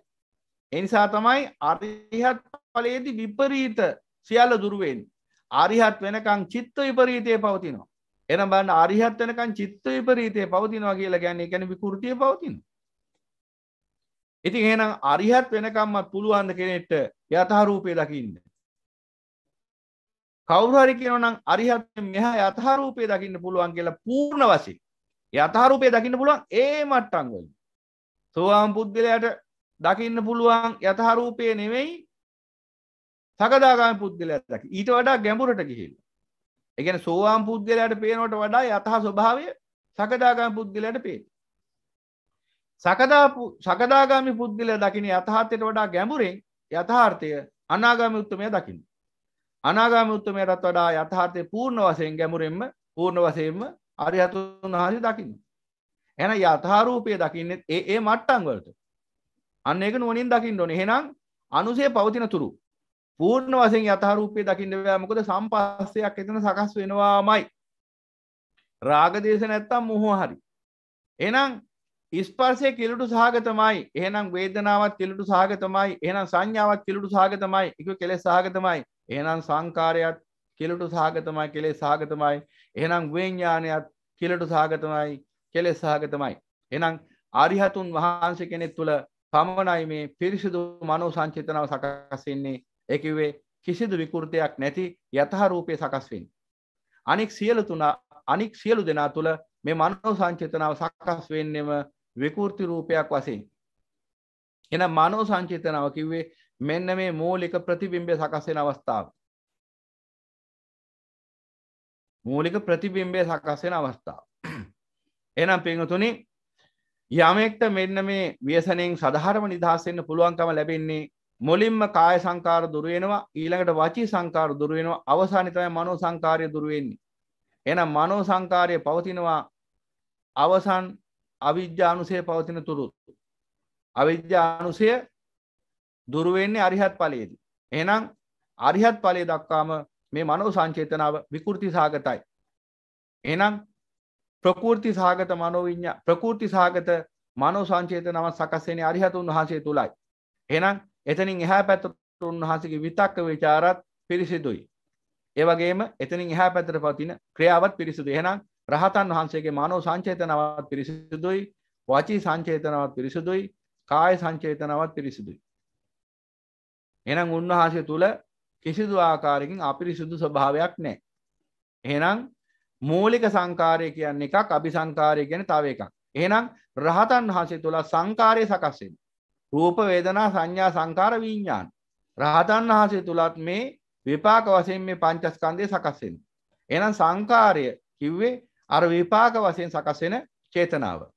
අபிසංකාරය කිව්වේ ඒ විපාක වශයෙන් සකස් වෙන චේතනාවත් එක්ක රාග දේශ මොහ චෛතසික එකතු වෙලා ඒ චේතනා විකෘති වීම. එහෙනම් රාග දේශ මොහ අනුසයක් හරි පැවතිනවා නම්, රාග දේශ මොහ අනුසය වශයෙන් හරි පවතිනවා නම් කිසිම අවස්ථාවක මෙන්න මේ විපාක චේතනාව පූර්ණ වශයෙන් පාරිශුද්ධ චේතනාවක් බවට පත් කරගන්න ඉඩ දෙන්නේ නැත සිත. එහෙනම් හැමතිස්සෙම රාග දේශ මොහ අනුසය පවතින තුරු ඒ විපාක වශයෙන් සකස් වෙන චේතනාව, එහෙම නැත්නම් සංඛාරය නිරායාසයෙන්ම අபிසංකාර වෙන්නේ. කවුරුවත් කරන දෙයක් නෙවෙයි. කවුරුවත් කරන දෙයක් නෙවෙයි. අවිජ්ජාවෙන් තෘෂ්ණාවෙන් ක්‍රියාත්මකයි. පටිච්ච සමුප්පාදයේ පටිසමුප්පාද ක්‍රියාවලිය ඇතුලේ මොකද වෙන්නේ? නිරන්තරයෙන්ම නිරායාසයෙන්ම විපාක චේතනාව කර්ම චේතනාව බවට පරිවර්තනය කරන චේතනාම්බික්වේ කම්මං අදාමි කියලා කර්ම සමුදය. මේක නතර කරන්න පුළුවන් කන්නේ නෙවෙයි. මොකද ඒ වේගේ හිතා ගන්නවත් බෑ. විපාක චේතනාව සකස් වෙනකොට මේක විපාක චේතනාව සකස් වෙනකොටම ඒ විපාක චේතනාව කර්ම චේතනාවක් බවට චේතනා කර්මයක් බවට පරිවර්තනය වෙනවා. අන චේතනා කර්මයක් බවට පරිවර්තනය වෙනවා. නැත්නම් කර්ම චේතනාවක් බවට පරිවර්තනය වෙනවා. අර රාග දේශ මොහානුසය පවතින නිසා. එහෙනම් ගැඹුරු දහම් විග්‍රහයක්, ගැඹුරු දහම් කාරණයක් පෙන්වලා දුන්නේ. මොකද බොහෝ දෙනා පැටලිලා ඉන්න තැනක්. එහෙනම් ඒක නුවණින් දකින්න ඕන අපි. කිසිම අවස්ථාවක මේ රාග දේශ මොහානුසය පවතින තුරු මේ විපාක චේතනාව පාරිශුද්ධ මට්ටමින් ඇති වෙන්නේ නැහැ. ඒ පාරිශුද්ධ චේතනාවක් ඇති වෙන්නේ රහතන් වහන්සේට විතරයි. පාරිශුද්ධ චේතනාව කිව්වේ රාගයේ දේශයේ මොහය නොයෙදෙන සබ්බචිත්ත සාධාරණ චෛතසිකත් එක්ක ප්‍රඥා චෛතසිකයේ ඇතුළේ ප්‍රකීර්ණ චෛතසික තියෙනවා. ඒ චෛතසිකයේ යෙදিলা සකස් වන චිත්තය. අන්න එතනයි පාරිශුද්ධ චේතනාවක් සහ පාරිශුද්ධ චිත්තයක්, පාරිශුද්ධ චේතනාවක් සහ ප්‍රභාස්වර චිත්තයක් එකටයි පවතින්නේ. පාරිශුද්ධ චේතනාවක් නැති තැන ප්‍රභාස්වර චිත්තයක් කොයින්ද?